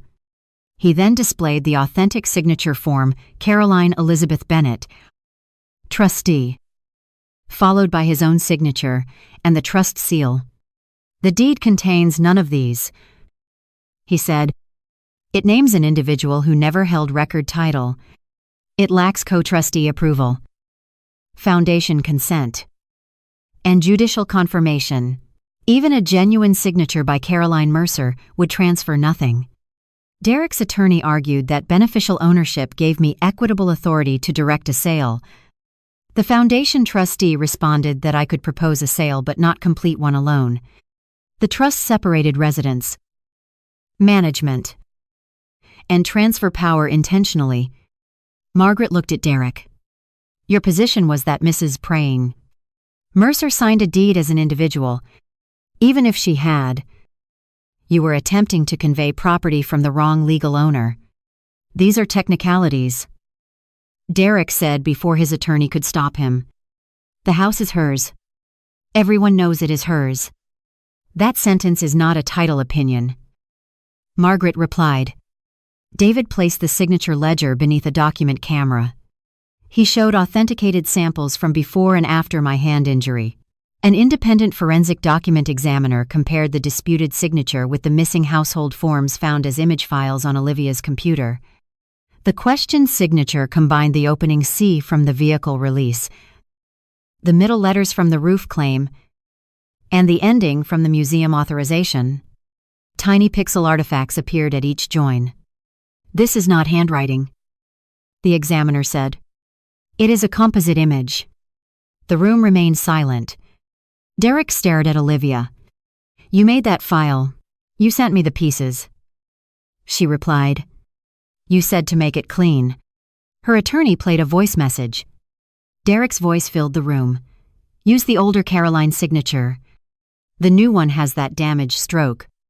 Do not use trustee after the name. Victor's people think she owns it personally, and I do not want them reopening the trust issue." Derek's face emptied of color. The recording continued. "David's signature is in the restoration folder." Olivia asked. "What about the notary?" Derek answered. "Copy the Porter seal. No one calls retired notaries." Elaine Porter leaned toward her camera. "You should have called." Victor stood so suddenly, his chair struck the wall. "You sold me a forged deed, knowing the trust issue was unresolved." Derek's attorney told him to remain seated. Victor pointed at Derek. "You took $28 million. The funds can be reconciled." Derek said, "Your bank has security against what a house you did not own and a title policy infected by fraud." Margaret announced that Commonwealth would deny validation of the deed and seek immediate judicial confirmation that no title transferred. The insurer would freeze disbursement accounts, pursue recovery, and cooperate with investigators. Victor's bank representative said the transfer had already triggered fraud procedures. The penthouse deposit was restrained. Several lender payments were subject to recall. Derek's company accounts would be examined because they received proceeds from an invalid sale. Then David opened Article 14. "There is another consequence," he said. He read the forfeiture clause. "Any spouse or permissive resident who attempted fraudulent transfer of trust property lost all rights of occupancy, reimbursement, management influence, or indirect benefit connected to the property." The trustees confirmed forfeiture yesterday. He said, "Mr. Mercer no longer has permission to reside at Bennett House." Derek looked at me. "You activated that without speaking to me. You sent movers without speaking to me. That clause was never meant for a husband. It says spouse. Eleanor wrote that because she hated men." David's voice became cold. "Eleanor wrote it because she understood them." Derek pushed back from the table. "This entire process is vindictive. Caroline will lose more than she gains. My company will collapse. Her name will be dragged through litigation.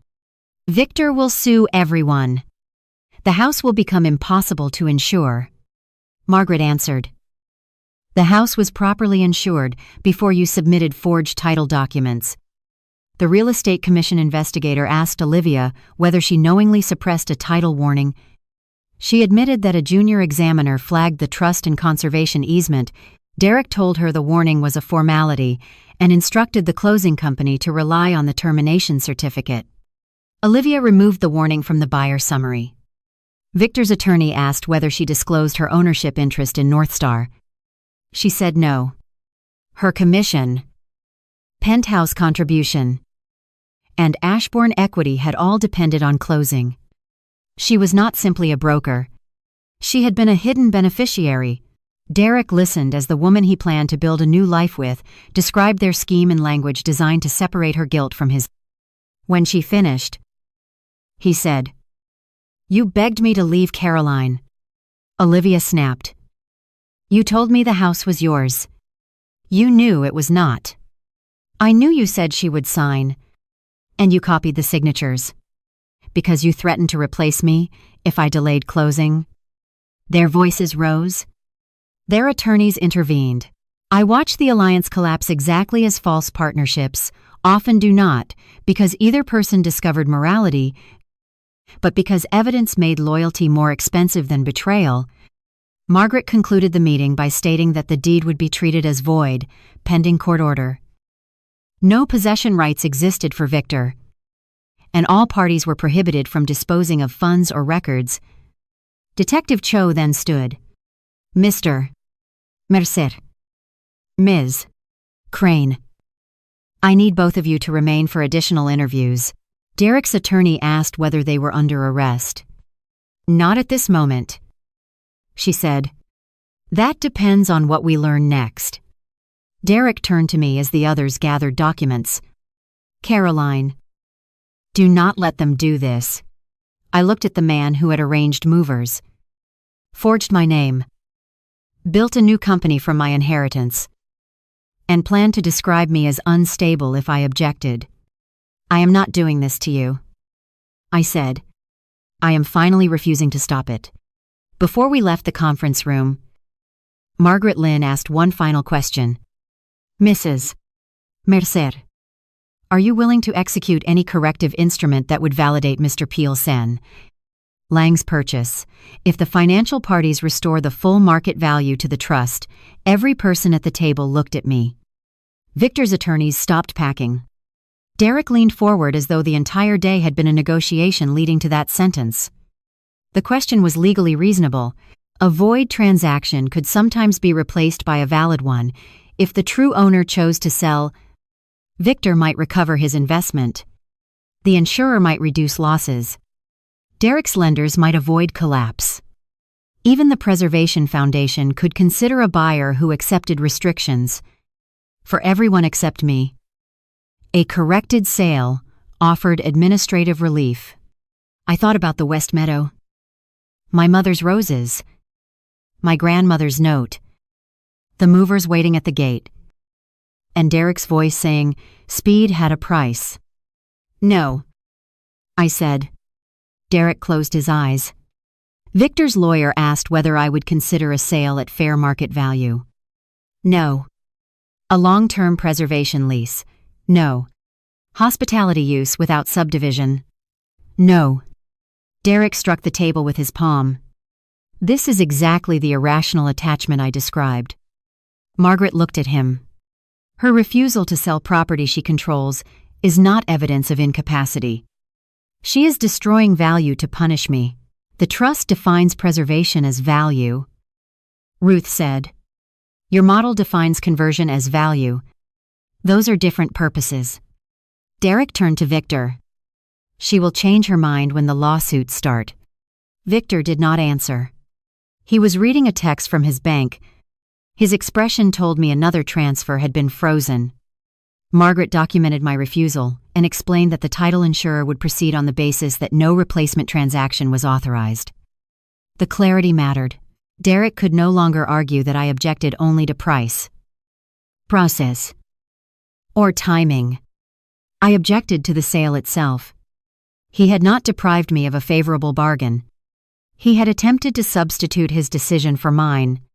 Detective Cho then asked Derek whether he wished to surrender the laptop associated with Mercer Development voluntarily or require a warrant. His attorney requested a private conference. They stepped into the hall. Olivia watched the door close behind him. "He told me you would sell eventually," she said quietly. Her attorney touched her arm, but she continued. "He said the trust was theater, and you used it to keep him dependent." "Did you believe him?" I asked. "I believed the part that made my life easier." The honesty surprised me. And the signatures I told myself consent existed even if the form did not. Consent that cannot survive a direct question is not consent. Olivia looked down at her hands. The engagement ring Derek bought through North Star caught the overhead light. He said after closing, you would take a settlement and move to New York. He sent movers to my door. "I know. You scheduled them." "I know." Her attorney ended the conversation. But the exchange stayed with me. Olivia was not asking forgiveness. She was beginning to name the mechanism that allowed her to participate. She treated my supposed future acceptance as permission for present coercion. Derek returned and agreed to surrender the laptop. Perhaps believing voluntary cooperation would make him look innocent. Detective Cho sealed it in an evidence bag. When she lifted it from the table, Derek followed it with his eyes. I later learned the laptop contained the family planning directory, offshore wallet records, and draft statements about my memory. At that moment, he still believed he had deleted the dangerous files. He did not understand that deletion preserves its own history. David gathered the original trust and signature ledger. These returned to secure storage. He said. Derek gave a bitter laugh. You finally got what you wanted. David. Me out of the house. David closed the case. I wanted you to honor the page you signed. Your removal is the consequence you selected when you stopped honoring it. In the elevator, Maya asked whether I was all right. No.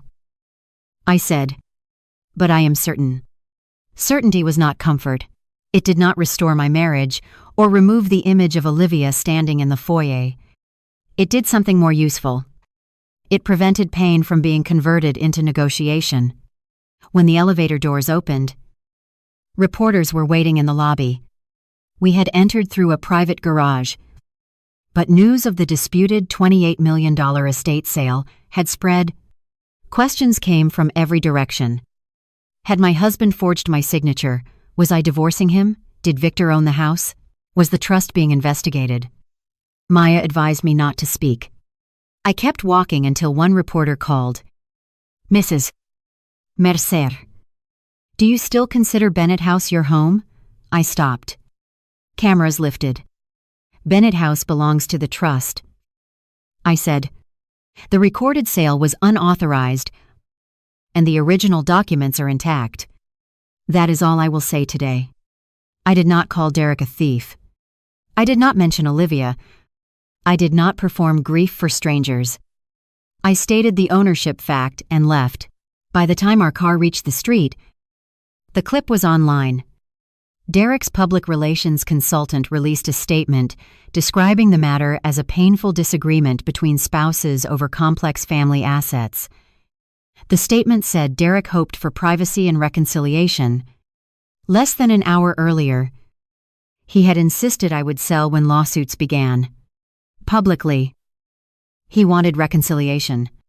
Privately, he wanted leverage. The difference no longer confused me. It became another record by the time I returned to Bennett House. The gates recognized only my access.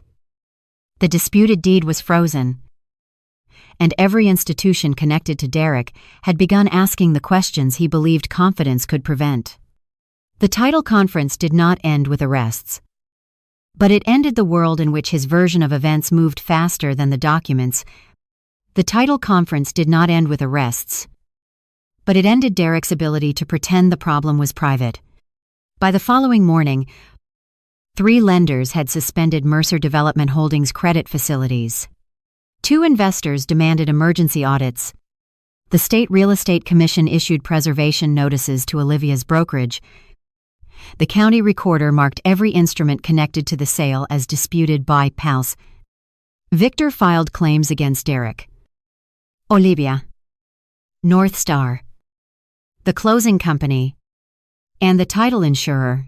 Employees who arrived at Derek's office found outside forensic accountants' imaging servers while his general counsel collected company devices. Derek had built his reputation on certainty. Within 24 hours, every institution around him began asking for proof. The affair became undeniable through financial records before Derek ever admitted it. North Star's accounts contained payments for a furnished apartment Olivia had occupied for 18 months. Mercer Development paid the rent under market research housing.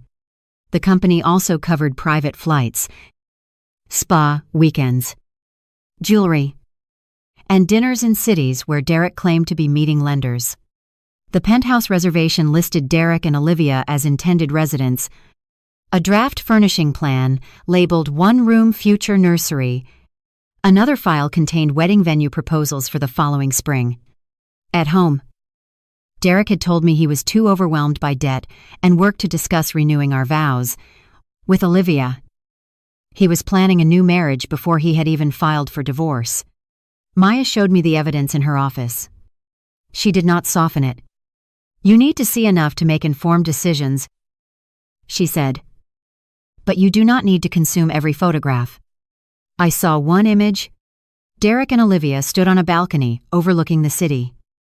Champagne glasses raised. He had one hand around her waist. She wore the bracelet he gave me after the first title company letter. I touched my bare wrist before remembering that I had removed it and placed it in an evidence bag because the purchase appeared on a company expense account. How long, I asked. At least 2 years based on the apartment. Possibly longer. Did she attend our anniversary dinner last year? Maya checked a timeline. Yes. I remembered Olivia sitting across from us, asking Derek whether he believed old structures could survive any amount of neglect. He had answered, not without someone brave enough to redevelop them. I had thought they were discussing a hotel. They were speaking about my marriage in front of me. Betrayal often looks obvious after discovery because the mind reorganizes old details into a pattern. At the time, each detail had been small enough to explain. A late flight, a private joke, a broker who understood his business, a husband who seemed exhausted. I refused to punish my past self for lacking evidence my present self possessed. Use what matters legally. I told Maya, I do not want the divorce to become a performance about sexual betrayal while the financial crimes disappear behind it. The affair matters where it connects to misuse of funds and motive. Then use those parts. My divorce petition alleged fraud, dissipation of marital assets, breach of fiduciary obligations, and extreme misconduct. The affair appeared as context, not spectacle. Derek responded by filing a petition claiming I had unlawfully excluded him from the marital residence and manipulated an elderly attorney to seize control of property we had treated as joint for years. He sought temporary support, access to Bennett House, and an injunction preventing the trust from disposing of assets. His filing described him as the primary financial provider. That phrase almost impressed me. Derek's company was collapsing beneath debt. Yet he still believed a title could convert narrative into fact. David produced 14 years of trust accounting showing that Bennett House maintenance, taxes, insurance, and staff were paid from trust resources. Household expenses were divided through our joint account. My professional income exceeded Derek's personal salary in 7 of the previous 10 years. Separate funds had rescued his company twice. The provider story lasted 4 days. At the temporary hearing, Derek wore a dark suit and sat beside 2 attorneys. Olivia was absent. Reporters waited in the courthouse corridor because Victor's lawsuit had exposed the forged sale. Derek's counsel argued that removing him from Bennett House caused irreparable reputational and personal harm. Maya responded that Article 14 terminated his residence after attempted fraudulent transfer and that the trust, not Caroline individually, controlled access. The judge reviewed the original trust, the spousal acknowledgement, the recorded easement, and the question deed. She asked Derek whether he disputed signing the acknowledgement before marriage. I do not remember the details, he said. David handed up a photograph from the signing. Derek stood beside me holding the document while my grandmother smiled between us. Beneath the photograph was his handwritten note to Eleanor. Thank you for trusting me with Caroline and with your beautiful home. I will honor both. The courtroom became very quiet. The judge denied his request for access. She found the trust likely to prevail, the deed likely void, and the evidence of forgery substantial. She also ordered Derek not to contact me directly, not to approach Bennett House, and not to dispose of assets. Outside, reporters shouted questions. Derek told them he was the victim of an aggressive family trust weaponized during divorce. He said he remained confident the truth would emerge. Then a reporter asked whether he was living with Olivia Crane. Derek walked away. 2 hours later, Olivia's attorney announced that she was cooperating with investigators and denied ever believing the sale was unauthorized. Their public alliance ended before their planned penthouse had finished installing kitchen cabinets. Olivia's cooperation produced the most complete record of Derek's intent. She gave investigators 2 phones, cloud backups, and a notebook she kept during their planning meetings. The notebook included dates, payments, and tasks. Some entries were mundane: appraisal, photographer, Victor call. Others were unmistakable: obtain Caroline's signature files, draft trust termination, create memory concern emails, schedule movers before challenge. The phrase memory concern emails confirmed something Detective Cho had suspected. Derek had created a parallel record suggesting I was becoming forgetful. He emailed himself summaries of conversations that never happened. He wrote to Olivia that I had misplaced documents, denied prior agreements, and become irrational about the house.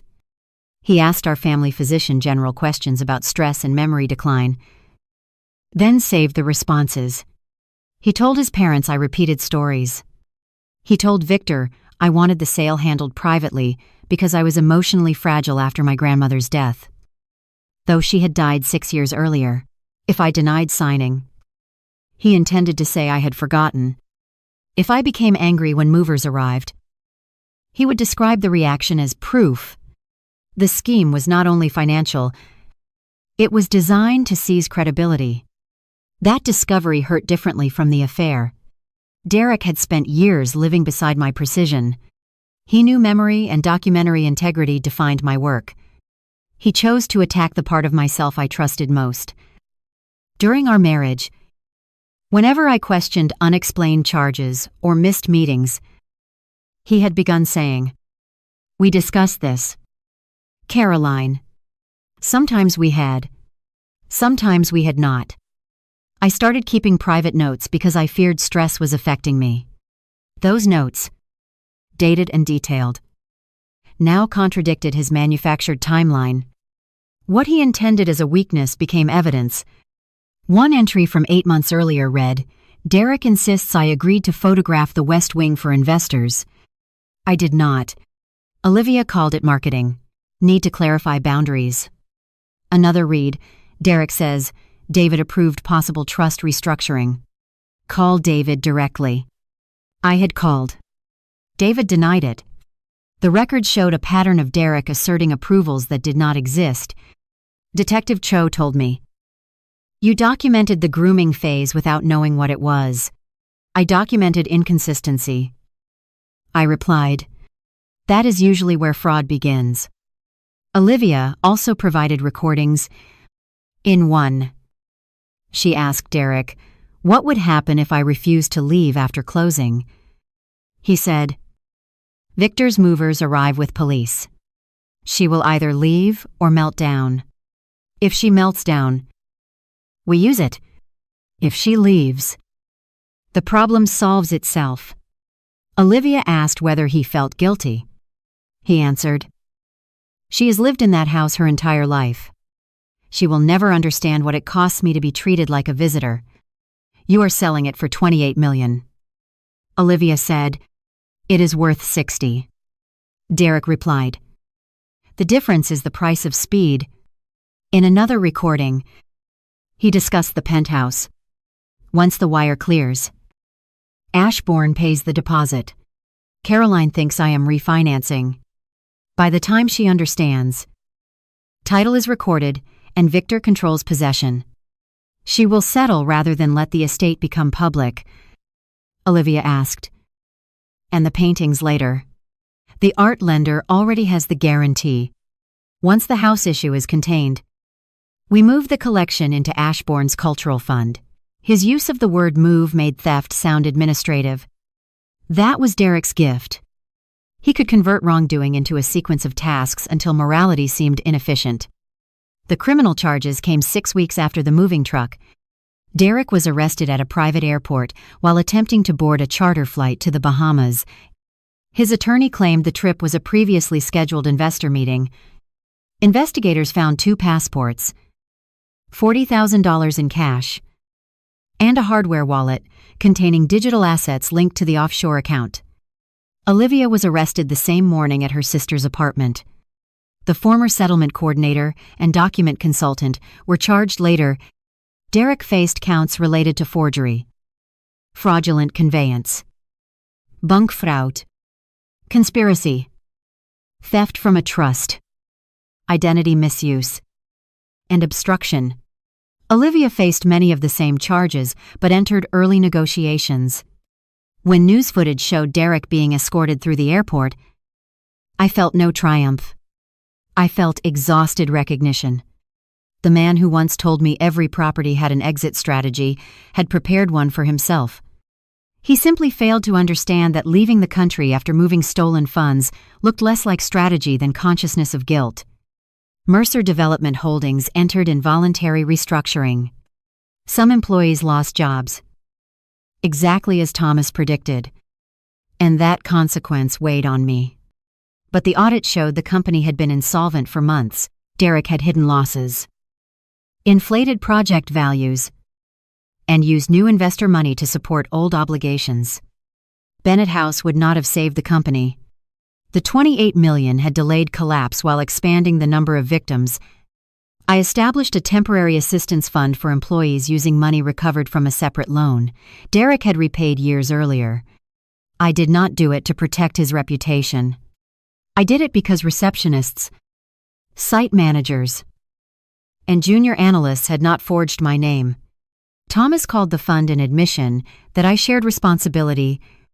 I told him compassion was not confession. He stopped calling. Judith appeared at Bennett House one afternoon, despite the no-contact order applying only to Derek. Security notified me at the gate. I agreed to speak through the intercom. She stood beside her car holding a box of Derek's childhood photographs. "He needs help," she said. "He has lawyers. He needs his wife." He tried to erase his wife from her home. Olivia manipulated him. Olivia did not copy my signature without his knowledge. He loved you. Perhaps he loved control more. Judith began crying. She said prison would destroy him. She said my grandmother's trust had always made him feel small. The trust did not make him small. I replied, it prevented him from making me homeless. She asked whether I could withdraw the complaint. I explained that the state, banks, assurés, trust, and other victims controlled their own proceedings. Even if I wanted to erase the evidence, I could not. Then tell them it was a misunderstanding. That would be another false document. Spoken instead of written. I declined the box. His childhood was not mine to preserve. 3 months after the attempted sale, the court entered a final order declaring the deed void from inception. Victor never acquired title. His bank recovered a portion of the funds from frozen accounts and pursued the remainder through insurance and civil claims. The judge found that Victor ignored material red flags and was not entitled to every category of damages he demanded. But he was not charged criminally. His hospitality consortium abandoned the project. The moving truck never returned. The county recorder restored the trust's title without interruption. On paper, Bennett House had never left. Emotionally, reclaiming it took longer. I replaced the front gate code, changed locks, and upgraded record security. I converted Derek's office into a document room for the Preservation Foundation. His architectural renderings came down. My grandmother's maps returned to the walls. But I refused to erase every mark of the marriage. We had shared real years before betrayal consumed the ending. Throwing away every photograph would not make those years false. It would only allow Derek's crimes to control how I remembered my own life. I kept 3 pictures in an archive box. Not on display: our wedding, our first renovation project, and the last photograph with my grandmother. I labeled the box accurately. Personal history, 2009-2024. Closed. The most difficult confrontation occurred during a supervised settlement conference in the divorce case. Derek appeared by video from detention because bail had been denied after the airport arrest. He looked thinner, older, and furious at the loss of an audience. His attorney proposed that he waive claims to Bennett House in exchange for my support in reducing criminal restitution and allowing him a share of recovered business assets. Maya nearly objected before I raised my hand. He cannot waive a claim he never had. I said, Derek leaned toward the screen. You think David won this for you? The original document won. Your grandmother controlled you from the grave. She protected an asset from a person who proved her correct. I built my life around that house. You built your image around it. I paid for that life. Maya placed the trust accounts on the table. Derek looked away. You enjoyed everything my success provided. He said, I also funded your success. You always needed to remind me. Only after you began rewriting it. He stared at me for several seconds. Did you ever love me? The question was so ordinary that it cut through the legal language. Yes, I said. He appeared surprised. Then why are you doing this? Because loving you did not make your signature mine. He closed his eyes. For one moment, silence held the version of us that might have existed if he had asked for help instead of choosing theft. Then he said, Olivia made the files. The moment ended. And you supplied my name. The settlement failed that day. But the divorce proceeded. Our prenuptial agreement kept inherited and trust property separate. Derek had insisted on the agreement before our wedding because he expected his company to become enormously valuable and feared sharing future wealth. The agreement also required reimbursement for intentional dissipation and preserved each spouse's liabilities. By the time of divorce, his company equity had negative value. While the assets he tried to take remained protected, the document he once viewed as protection from me became another boundary he could not cross. When the divorce decree was entered, Derek received personal items, a retirement account untouched by fraud, and responsibility for obligations in his name. I received no dramatic windfall because the house and trusts had always remained separate. What I gained was legal recognition of reality. He had not made me rich. He had attempted to steal from a woman whose wealth existed before his permission. Olivia's plea agreement arrived before Derek's trial. She admitted conspiracy, fraudulent document preparation, concealment of her financial interest, and obstruction. She surrendered her real estate license, forfeited her interest in North Star and Ashbourne, returned jewelry and funds, and agreed to testify. Her sentence included prison time, followed by supervision. In a written statement, she said, Derek convinced her that I was emotionally unstable, that the trust was an unfair technical obstacle, and that the sale merely accelerated an inevitable divorce settlement. She also admitted she knew the signatures were not genuine. Both statements could be true. Manipulation did not erase participation. She sent me a letter through counsel. I read only the first page. She apologized for entering my home as a broker while planning to occupy it, for using information learned at my table, and for believing Derek's resentment entitled them to my property. She wrote that she understood if I never forgave her. I did not reply. Forgiveness was not required for accuracy. She had been deceived about Derek's loyalty, but not about the forgery. Derek rejected a plea offer that would have reduced his sentence. He insisted a jury would understand that husbands and wives routinely sign documents for each other and that I had retroactively criminalized a marital arrangement. His defense depended on confusion. The prosecution answered with records. They presented the trust acknowledgement, the title warnings, the copied signature files, the false termination certificate, the voice messages, the escrow structure, the penthouse transfer, the offshore account, and the movers scheduled before I knew a sale existed. Elaine Porter testified that her seal was copied. The document examiner demonstrated how my signature was assembled. David explained transfer authority. Olivia described planning meetings. Victor described Derek's promise that I would not interfere. I testified last. The prosecutor asked what I did when I saw the deed.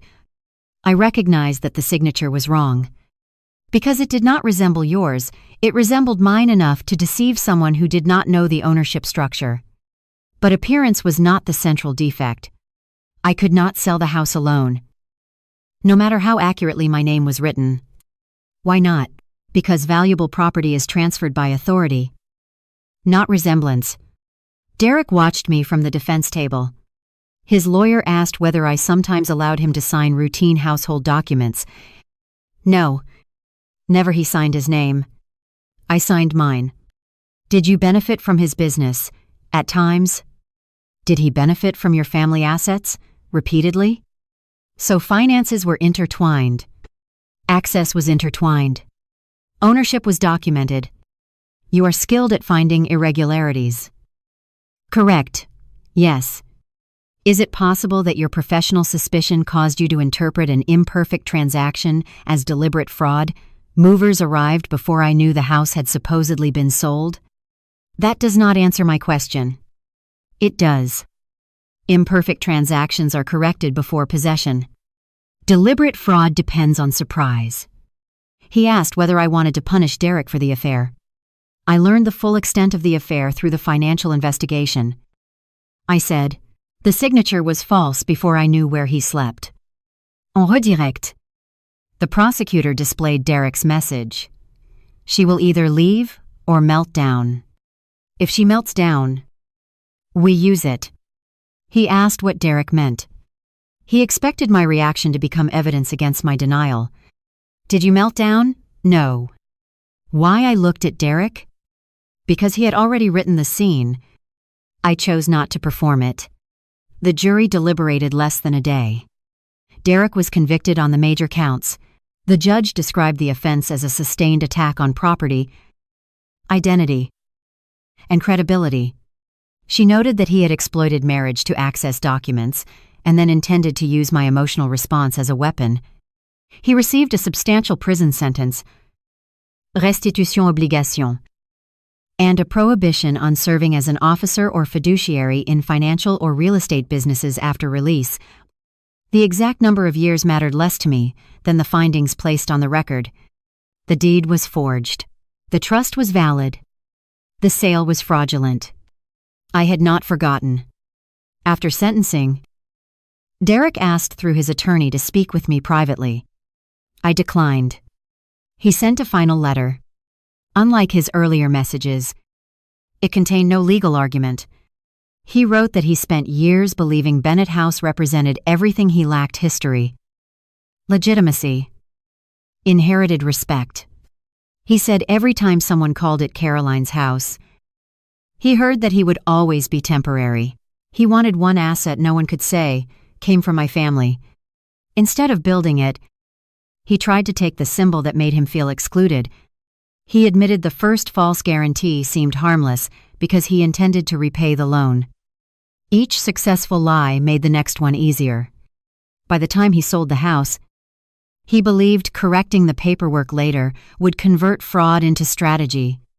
He ended by asking whether any part of our marriage had been real. I did not answer. But I knew the truth.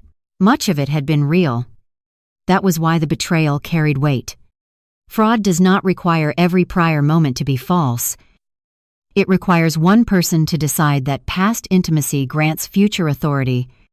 Derek mistook being loved for being entitled.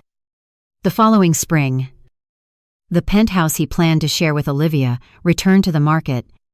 The deposit, traced to stolen proceeds, was recovered and distributed among victims. Photographs showed empty rooms, white walls, and a wide balcony overlooking the city.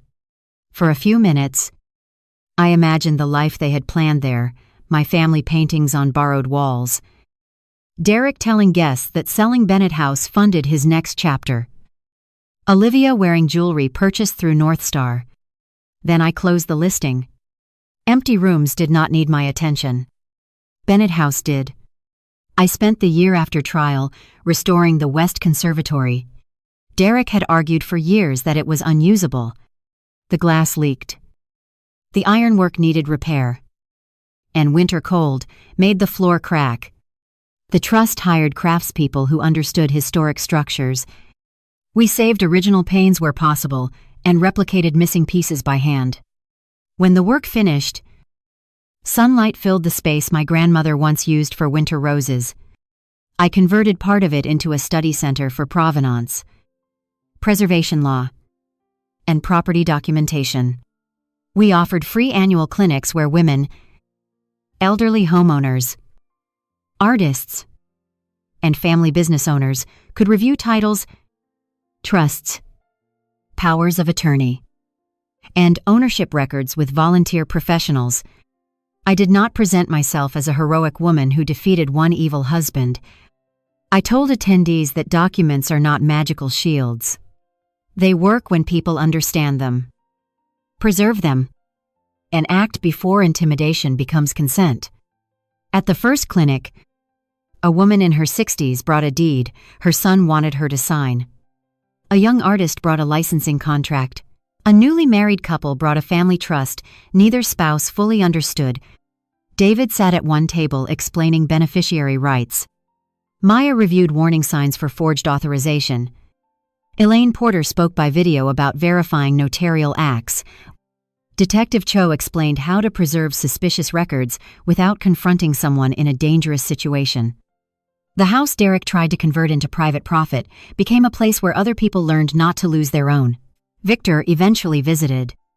I almost refused. But his attorney said he wanted to apologize and provide a donation to the preservation clinic. We met in the library. He looked older than he had on the porch. I knew the price was too good. He said, "I told myself the complications were your husband's responsibility. You believed what benefited you." Yes. He admitted his consortium intended major alterations and had viewed the conservation easement as an obstacle to be negotiated away. The fraud cost him money and reputation. But it also forced him to confront how sophistication can become a vocabulary for ignoring obvious harm. He donated to the clinic without receiving naming rights, publicity, or tax strategy assistance from us. I accepted because accountability sometimes includes returning value without purchasing forgiveness. We did not become friends. Thomas and Judith sold their Florida property after several of Derek's guarantees reached them. They blamed me publicly for a time, then stopped when documents from the criminal case showed Thomas's Ashbourne investment. Judith later sent a short note acknowledging that she had confused her son's humiliation with injustice. I filed it without reply. Their relationship with consequences belonged to them.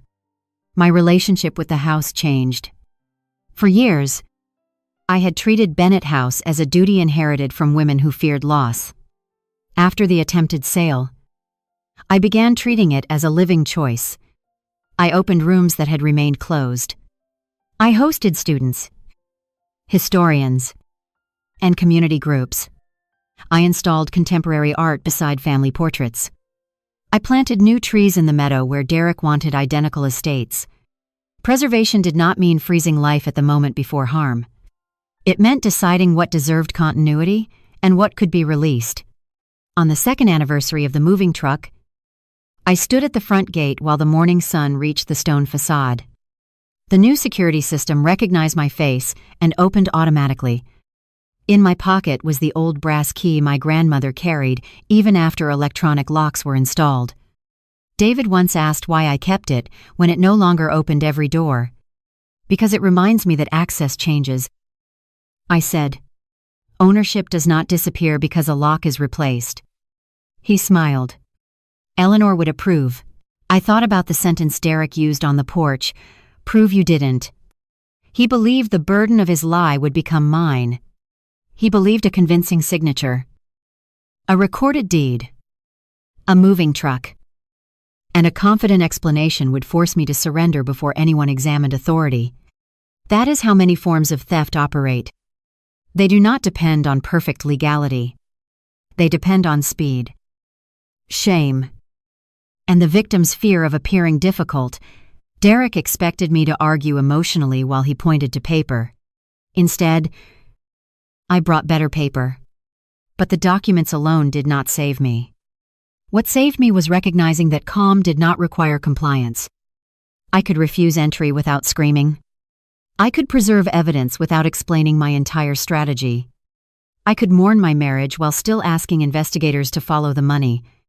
I could admit I had loved him without allowing love to authenticate a forged name. People later described the story as the day my husband sold the wrong house. That was not exactly true. Bennett House was the house he wanted. The signature was the part he misunderstood. He thought the name Caroline Mercer represented a wife whose decisions he could override, a woman who would choose privacy over prosecution, and an individual owner who could be separated from her property by one document. The original trust told a different story. It identified Caroline Elizabeth Bennett, trustee, as one custodian within a structure built to outlast pressure. It required another signature, another set of eyes, another record. My grandmother did not design that system because she distrusted love. She designed it because love should never require the surrender of verification. Derek forged the wrong signature because he forged the wrong version of me. He copied the woman who signed holiday cards and household forms. He did not understand the woman who signed as trustee, investigator, beneficiary, and witness to her own life. He believed marriage gave him the right to convert my silence into consent. He learned that silence can also be the moment before evidence speaks. If you have ever been told that asking to read a document means you do not trust someone, remember this: honest people may dislike delay, but they do not fear clarity. If someone needs speed, secrecy, or shame to obtain your signature, the urgency probably protects them. Not you. Read before you trust. Record before you forget. And never let another person convince you that love makes ownership irrelevant. My husband tried to sell my home behind my back. He lost the house, the penthouse, his company, his marriage, and his freedom. I kept the property, but that was not the greatest victory. The greatest victory was understanding that I did not need to prove my worth by saving a man who had built his future on erasing me. The deed he filed never transferred Bennett House, it transferred something else. It transferred the consequences of every lie from my shoulders back to his. And this time, the signature at the bottom belonged exactly where it should. A useful question in any trust or shared property arrangement is not simply whose name is connected to the asset, but who has authority to approve the specific transaction. A person may live in a property, benefit from it, manage its daily affairs, or contribute money without possessing the independent power to sell, mortgage, or pledge it. Those powers depend on the governing documents and applicable law, which may differ by jurisdiction. Before a major transaction, every buyer, lender, trustee, and signer should verify authority independently rather than relying on family assurances or a familiar-looking signature. Scriptwriter, Nguyen Van Chien.